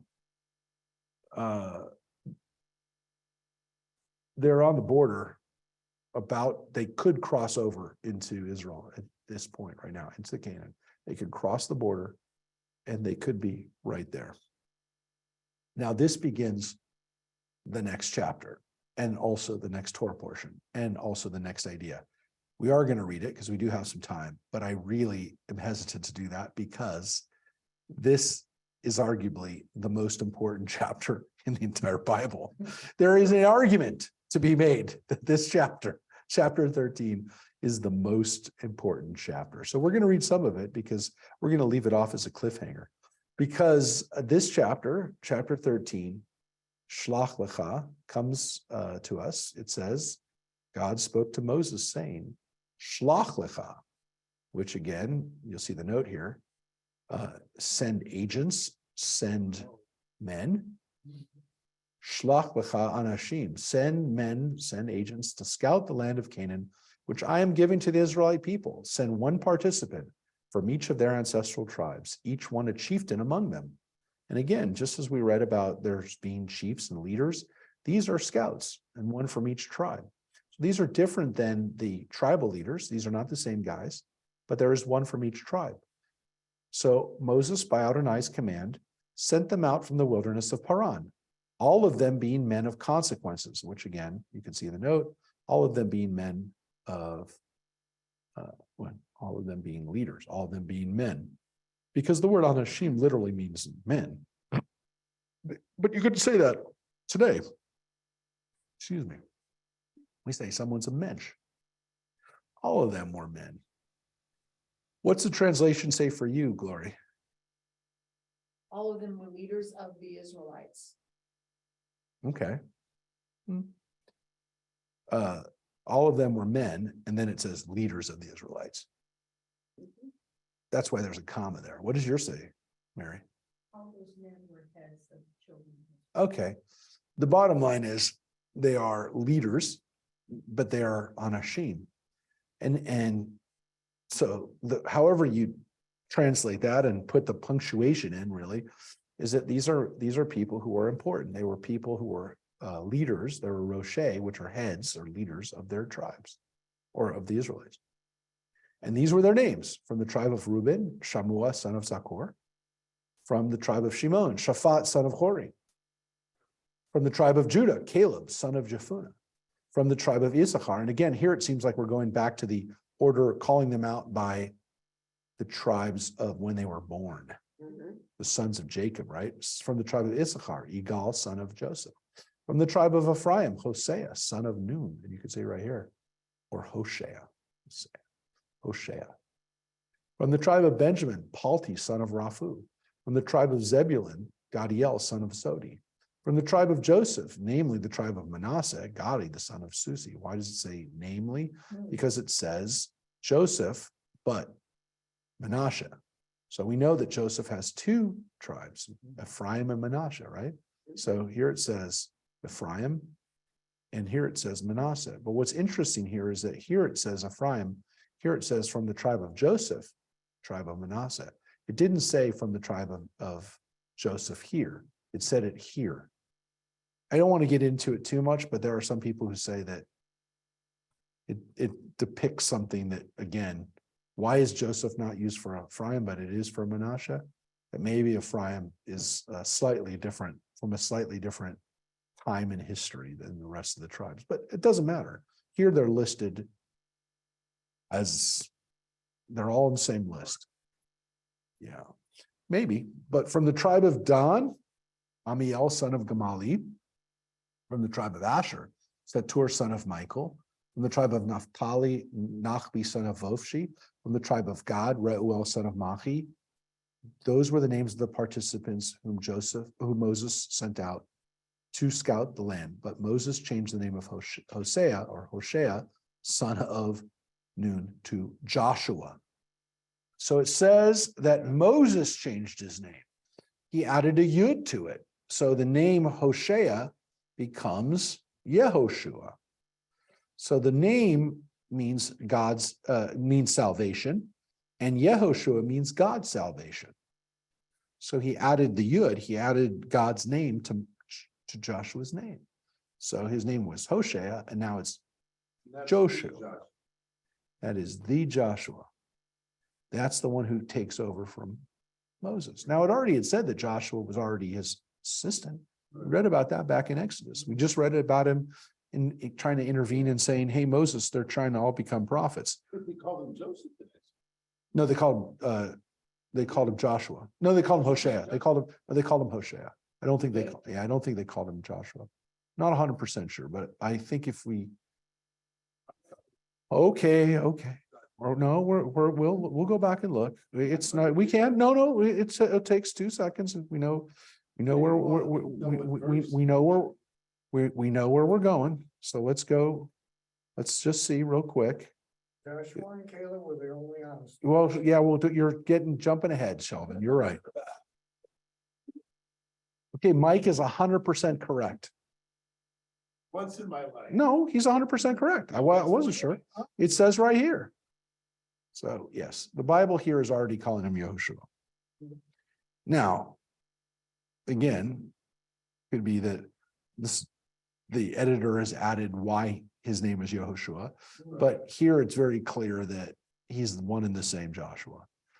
Look, we don't know if the list is a time when, it was written by a different author, is reflective of, somebody explaining to us that it's the same Joshua.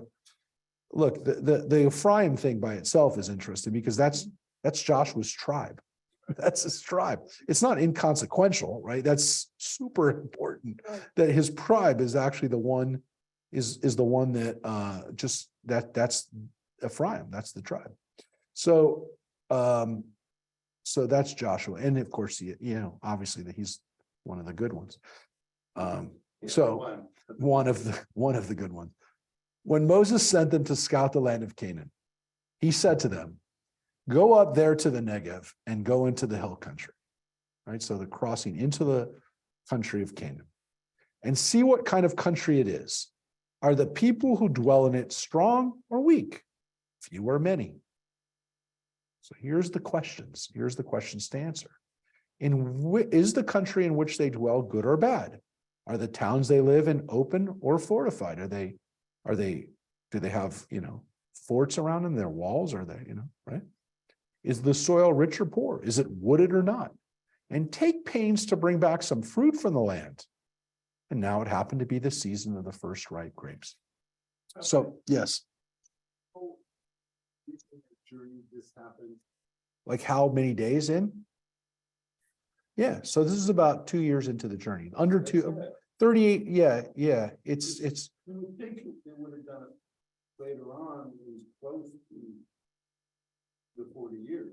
well, that's why we have the 40 years. Yeah. So wait, you're jumping the gun, right? So, no, we're gonna get to, that's why we get that. But right now, they're supposed to come in. They're supposed to come into the land of Israel.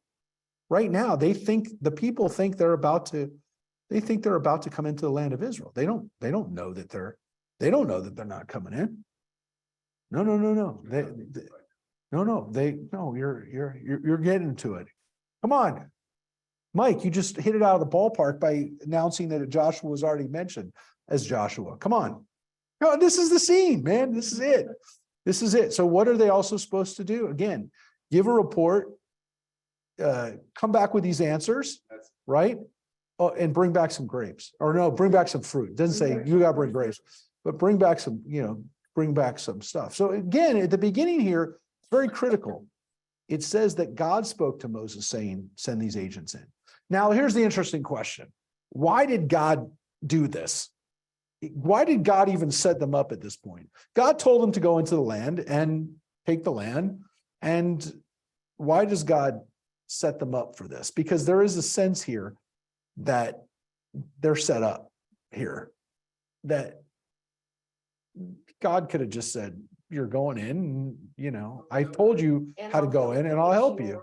Yeah, it's so, Another lesson. so there is a lesson here too, which is that if you want somebody to do something and it is going to be hard, don't give them an option to screw it up.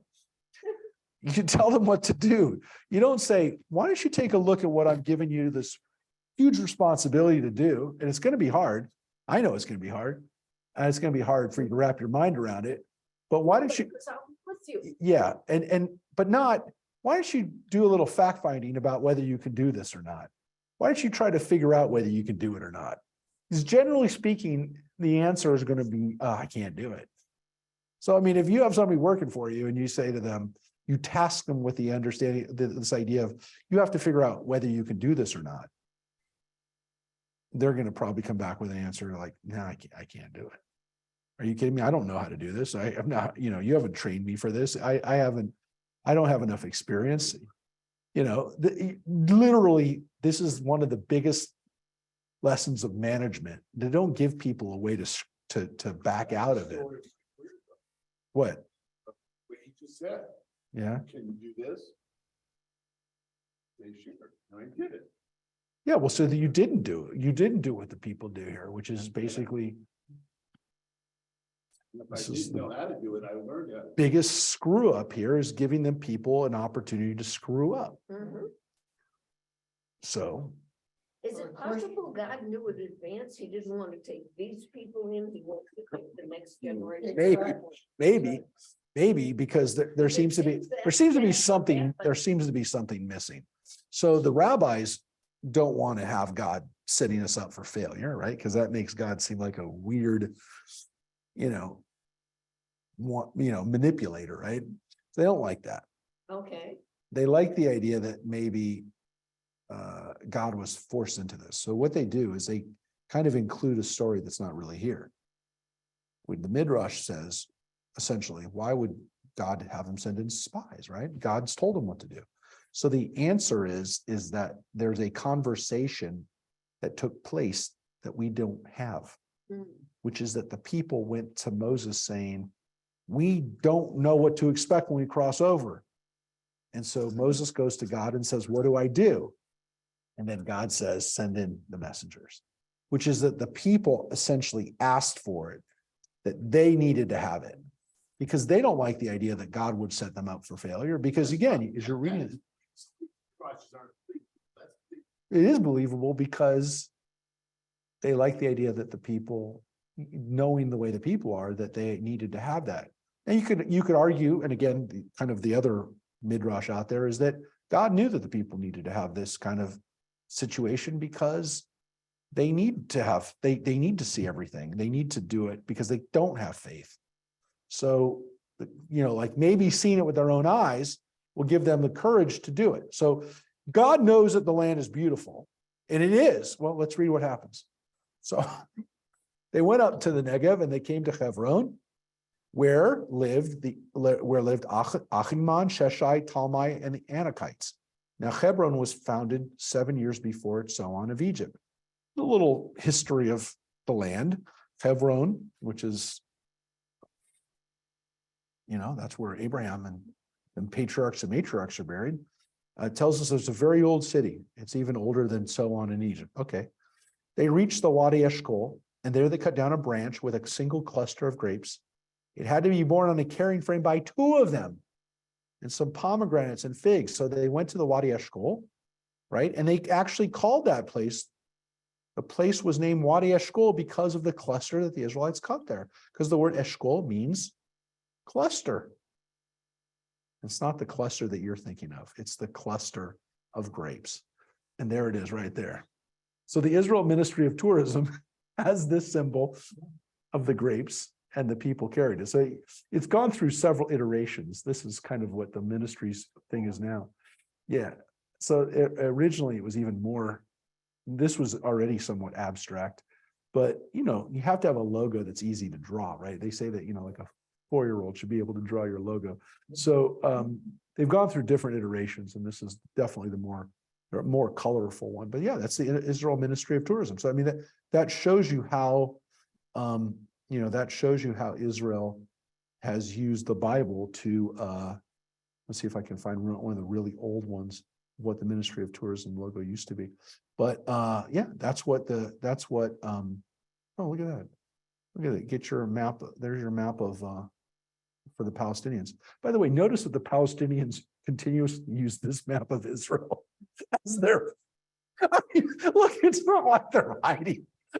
It's not like they're hiding their intentions. I mean, that's literally, I remember Dina went to the Palestinian headquarters in Ramallah, which I haven't been to. I've never been there, because the last time I went to Ramallah, I don't know if I've ever been to Ramallah. The Palestinians were not there. Yasser Arafat was living in exile and hiding in different Arab countries, and would pop out every so often to speak at the UN or whatever. But Dina was talking about the Palestinian, because they wanted her to see the Palestinian side. So she took a picture, and I said, Dina, look at your picture that you just sent me. Look at the map on the PLO's building behind you. And she says, what? I said, it's a map of Israel. It's not a map of the West Bank. It's a map of all of Israel. I said, I know, from the sea. I know. From the Jordan. Yeah, that is what they say. So again, whatever. I mean, it's right there. It's right there for everybody to see. So it says, at the end of 40 days, they returned from scouting the land. They went straight to Moses and Aaron and the whole Israelite community at Kadesh in the wilderness of Paran. And they made their report to them and to the whole community as they show them the fruit of the land. So they actually have, and God told them to do it. Bring back some proof, right? Bring back a representation. And they said it's so big that they had to have it carried on a frame. The two people had to carry these beautiful grapes, so they know they can see it. And God said, bring it back so the people can see it.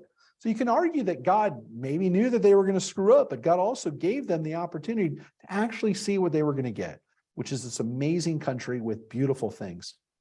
They showed it to them. And this is what they told him. We came to the land you sent us to. It does indeed flow with milk and honey, and this is its fruit. However, the people who inhabit the country are powerful, and the cities are fortified and very large. Moreover, we saw the Anakites there. Amalekites dwell in the Negev region.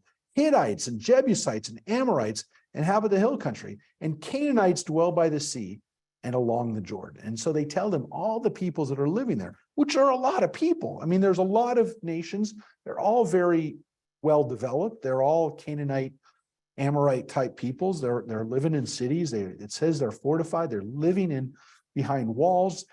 It's filled with really, settled and these are not nomads that are living in tents. They're not people that are, subsistent farmers. These are people living in cities.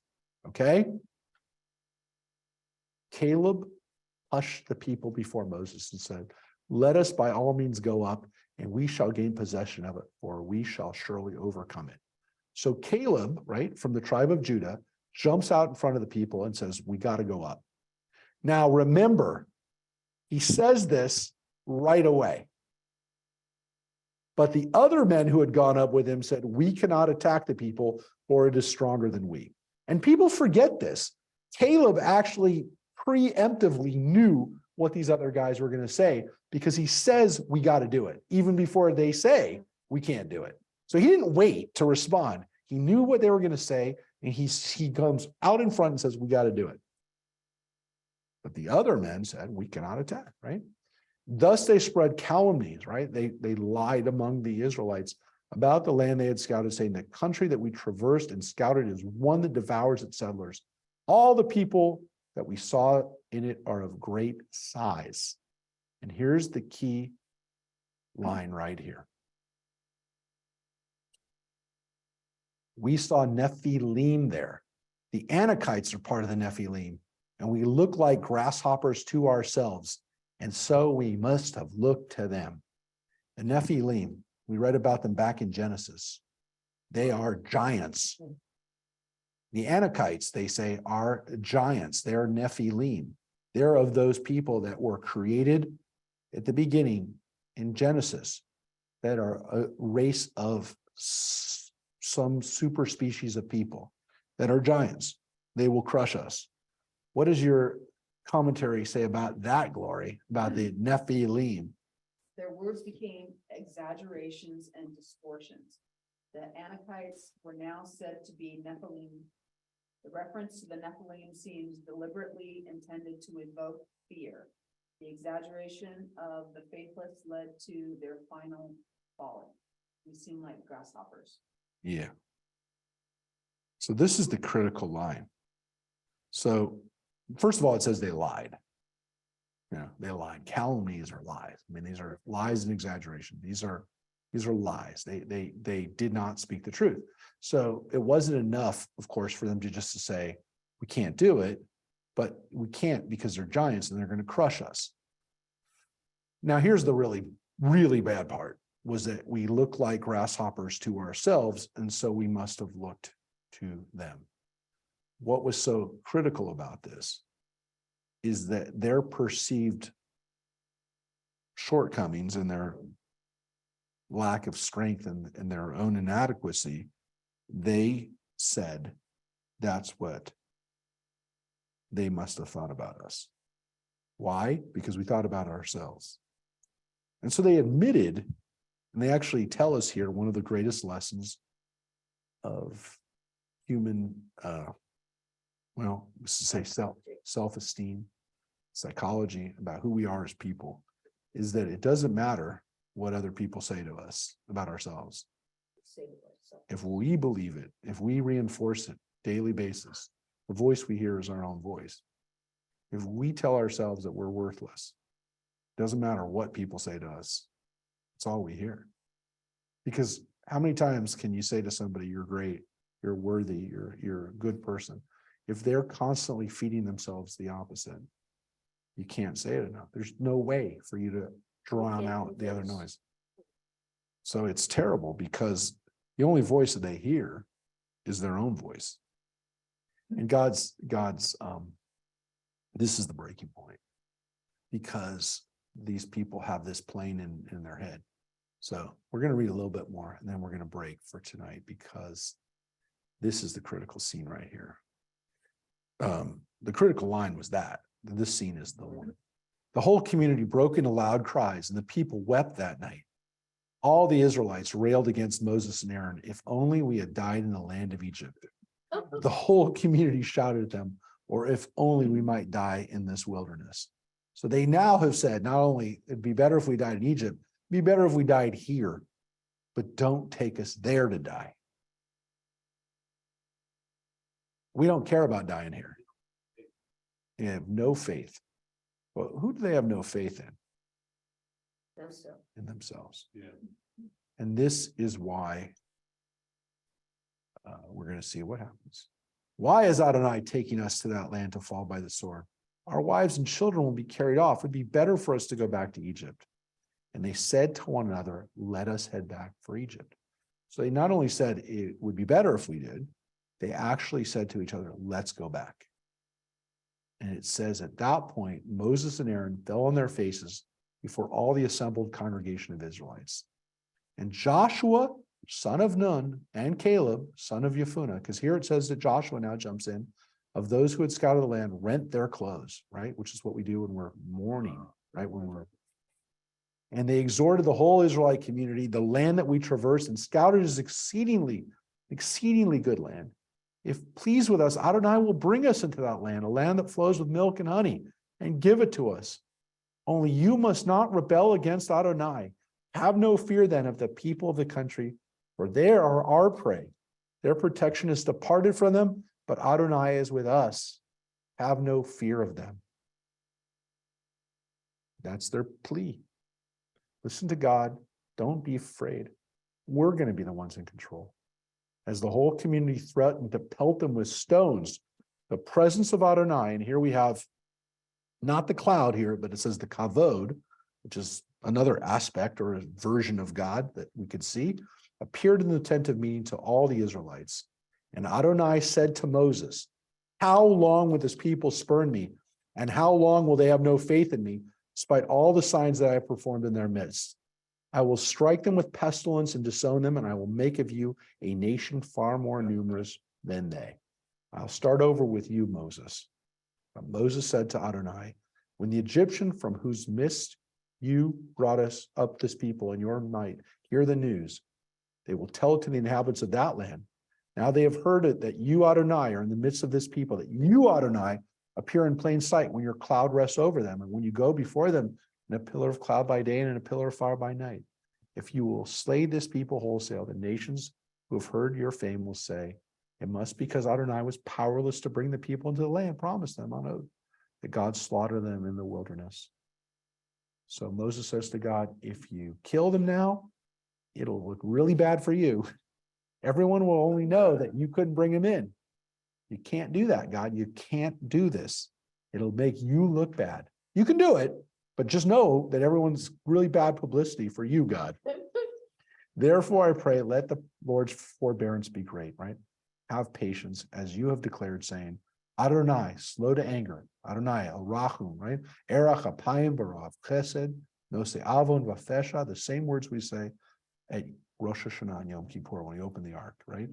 Forgiving iniquity and transgression, yet not remitting all punishment, by visiting the iniquity of parents upon children upon the third and fourth generation, right?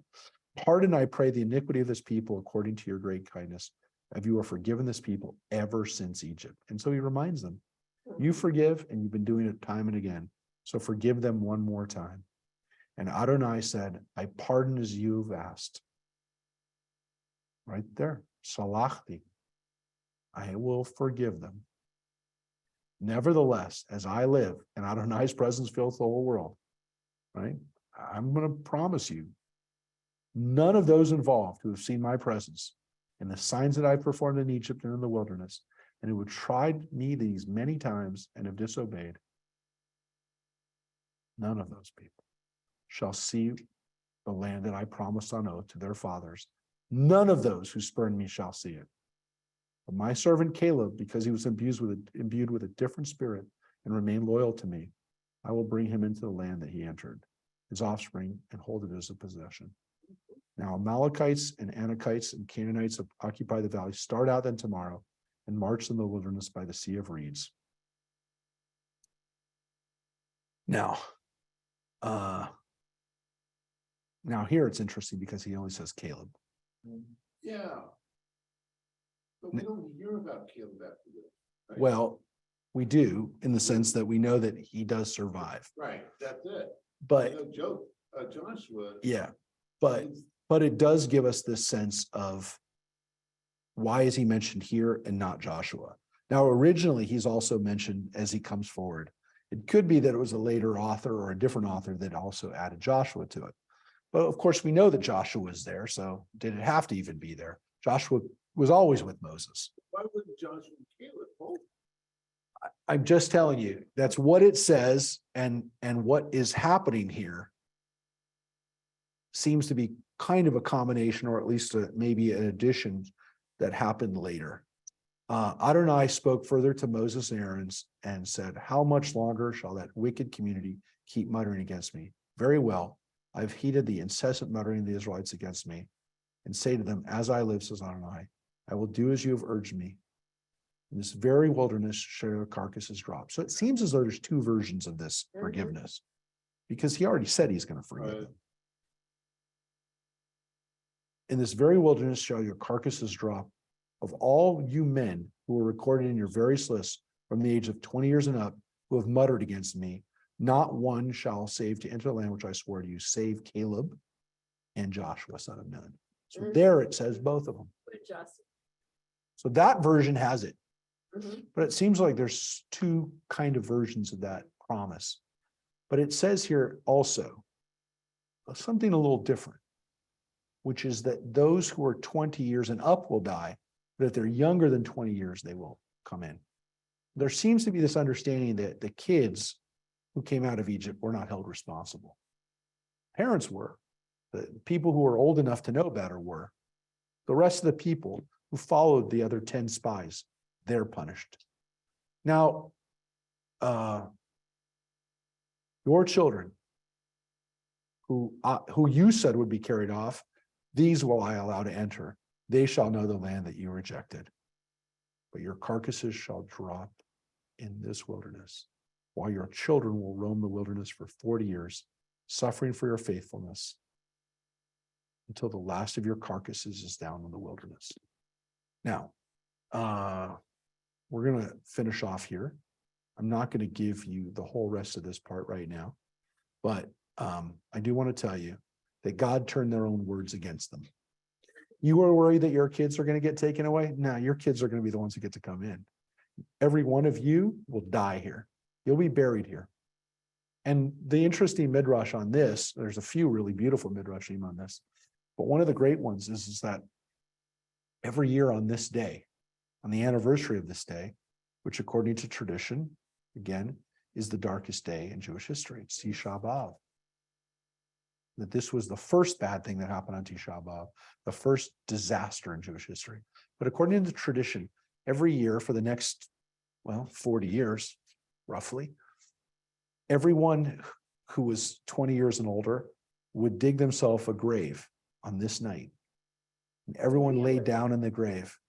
And every year, 2% of the population died.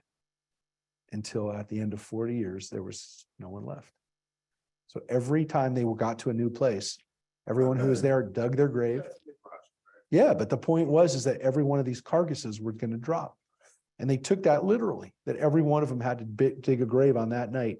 And think about what that anniversary meant then, which was that we remember how we lost faith and how we are now punished with the fact that we don't get to go in.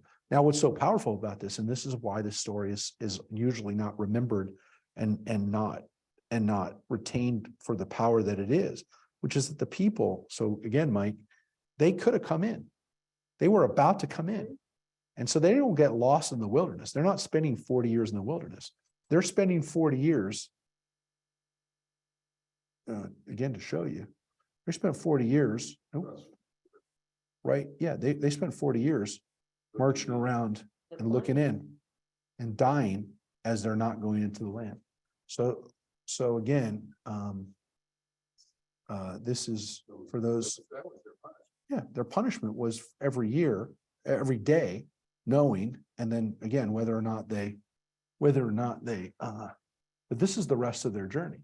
The rest of their journey is here, coming back up here, and then crossing in right here eventually. But the whole journey that they had in this area was looking over at this area where they're supposed to be living and knowing that they can't come in.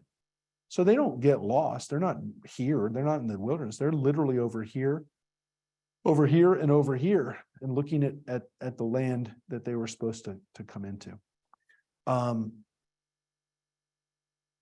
point of this, and why this is such a powerful scene is the other midrash is that God tells the people, and this is not in the Torah, but this is in the midrash, that God tells the people, how do you know what you look like to these people?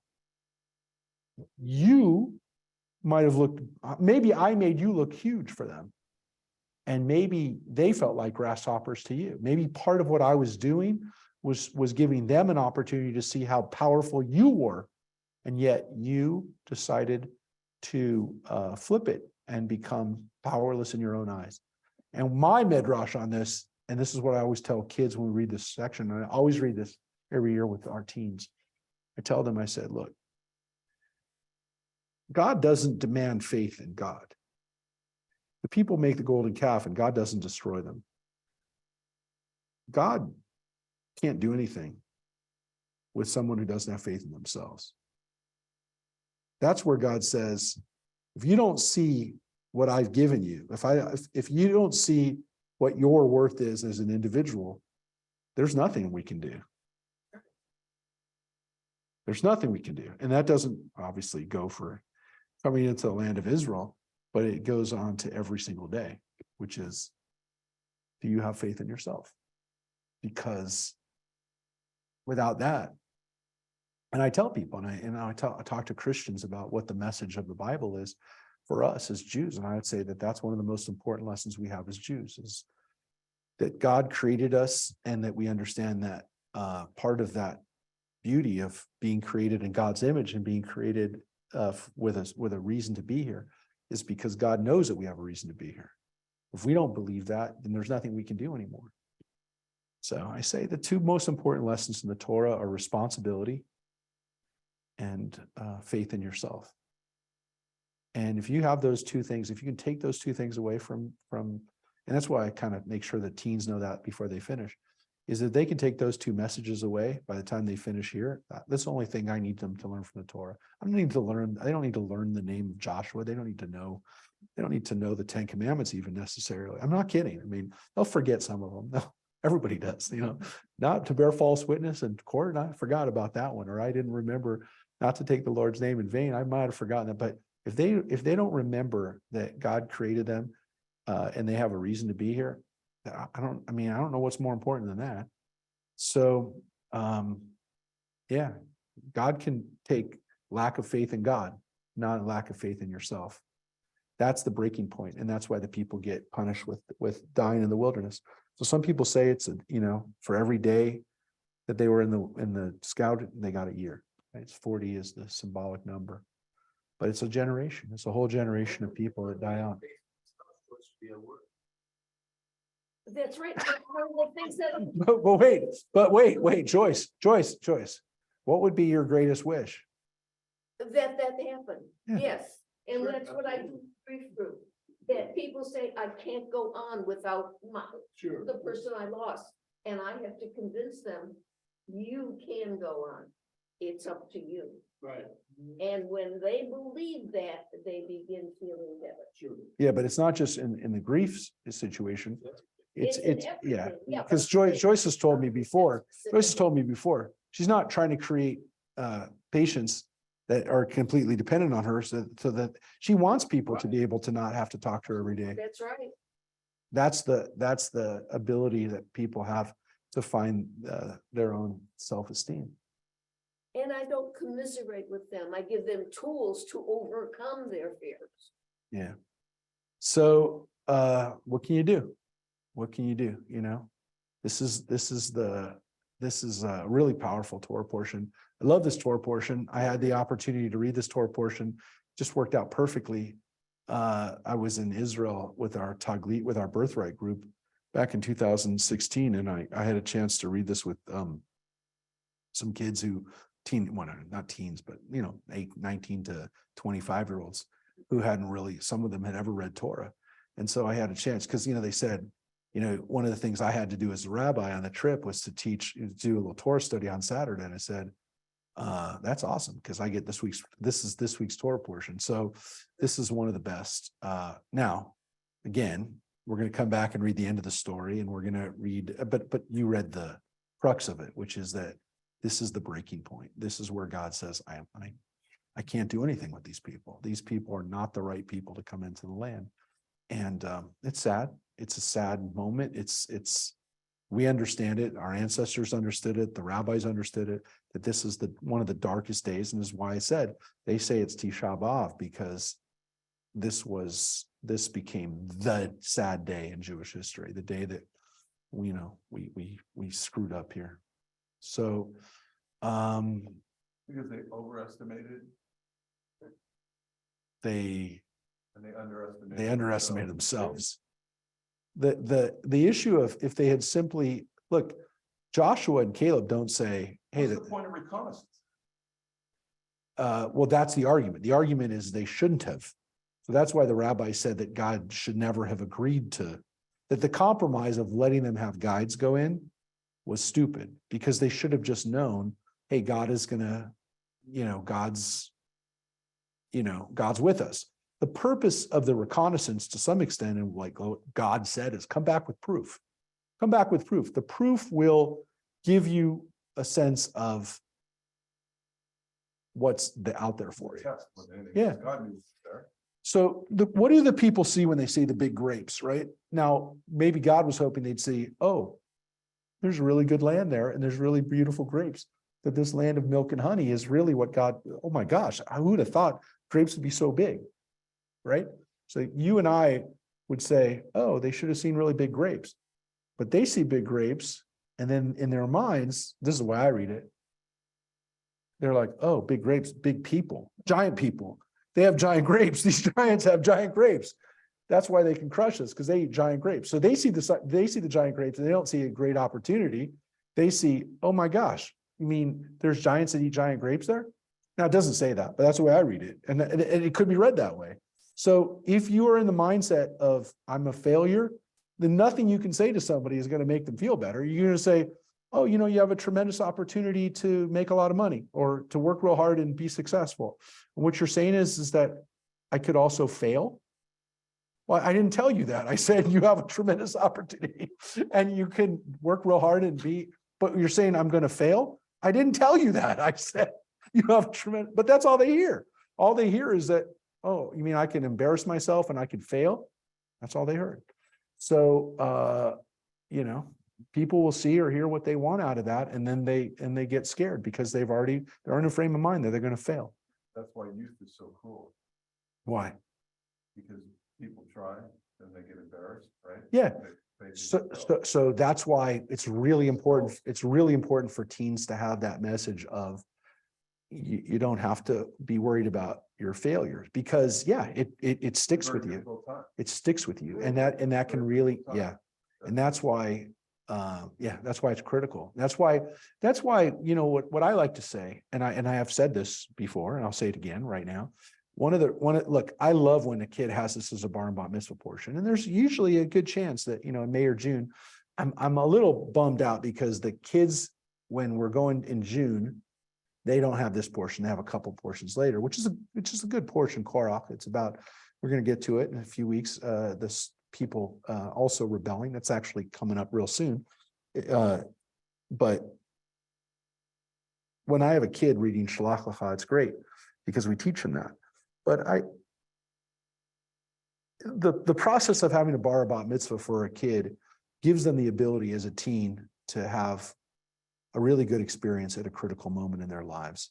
And that's why I love bar bat mitzvah. I love the fact that we have that tradition, because it gives kids an opportunity to have something successful. So, by the way, that means that sometimes we have to make sure that the kid doesn't read something beyond what they can do. I had that recently. I've had that many times where we have kids and we say, well, we're not going to have them read the whole Haftarah. We're not going to have them read the whole Torah portion, because the point of humiliating them up there so that we fulfill the mitzvah of them having every word is stupid. Clearly, that's not the purpose of it. But the purpose is for kids to be able to have a really positive experience as a teen, to walk away knowing that they did something that was hard, that speaking in front of other people or chanting a language that nobody understands that they don't even understand. It's really hard to do. But if they can do it as a teen and have that success, they have a success. They feel like they've had a success. And I honestly think that up until this, like to the moment that we're at right now, as long as this tradition has been part of our people, especially in the modern era, when you look at why, Jewish young people look at Ben Platt or look at these other people, why do they have these kind of confidences? And Ben Platt's talked about it. He's talked about Camp Ramah. He happened to go to Camp Ramah, but he's talked about his experiences and how it gave him confidence. And I think that those bar and bat mitzvah experiences, if they're handled correctly, they're not always handled correctly, but if they're handled correctly, and if the students come out of it feeling good about themselves, it gives them an experience that they can take with them at the toughest part of their lives in their teens. And so thank God that we have this tradition. Thank God that in the world that we live in now, when it's even harder to be a teen, that we have a tradition that allows them to feel successful, to take on to have a success, to feel like they're welcomed by their community, to feel like they can do something, and to build on that success, so they can take that and now do something else. So I think it's a wonderful tradition, and I think I thank God we have it.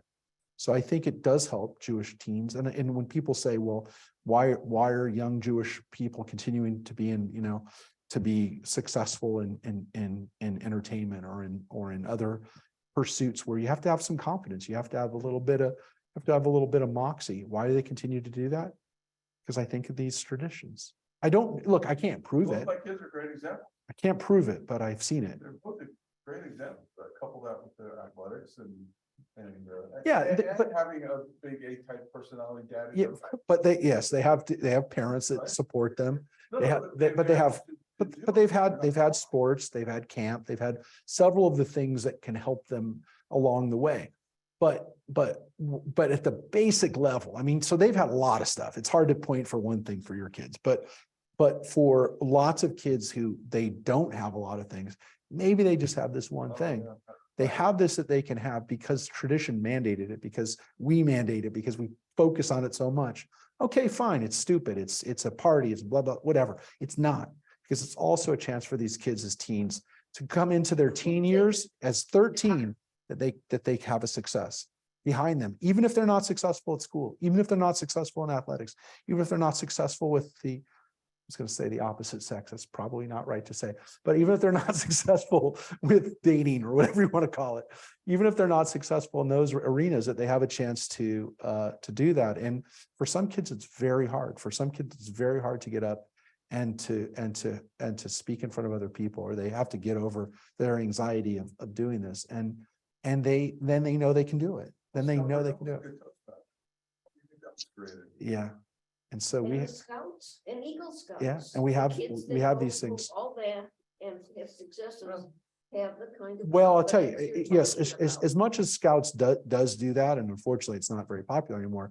But one of the things that Bar and Bat Mitzvah does in particular is help young people in front of crowds. Now, I'm not saying that happens, that Scouting doesn't have that, but Bar and Bat Mitzvah by nature is you have to get in front of your community. Right. And you have to do it in front of people you don't know. So, and again, it's not that Scouts doesn't have public speaking badges and other things. I know. No, it does. And it gives them a lot of other skills too, really important life skills. But this idea of having confidence in front of other people, confidence in taking on something that, I mean, the issue is, yes, all of those things help. I mean, Scouts helps, after school activities. It's been proven that extracurriculars help. Yeah, the kids perform in Listen, front of the listen, class. it was very important. And part of the highest levels of education and the best forms of education, whether it was Einstein or anyone else, is that you have to have students take on leadership and take on teaching, right? So the highest level of education, of any education, any pedagogic study, is if when the students are given opportunities to teach a lesson, right? Right. When they can actually take the material and then teach it, right? So that's the highest level of showing competence and academic success. So we got to do that with our young people, and I wish we had something like that on a national level. I wish we had something like that that allowed all of our young people to feel like they have a success. But look, we have a huge problem facing us, which is the level of disaffected and mentally mentally traumatized teens that are coming our way. Yes. And on that happy note, everybody, we'll see you next week. We'll finish this story and we'll be on Shabbat with Rick and Addie this Friday night too. So we'll see you soon. Take care, everybody. Ah. Thanks, Rabbi. Thank you, Rabbi. Everybody. Thank Bye-bye. you. Bye-bye.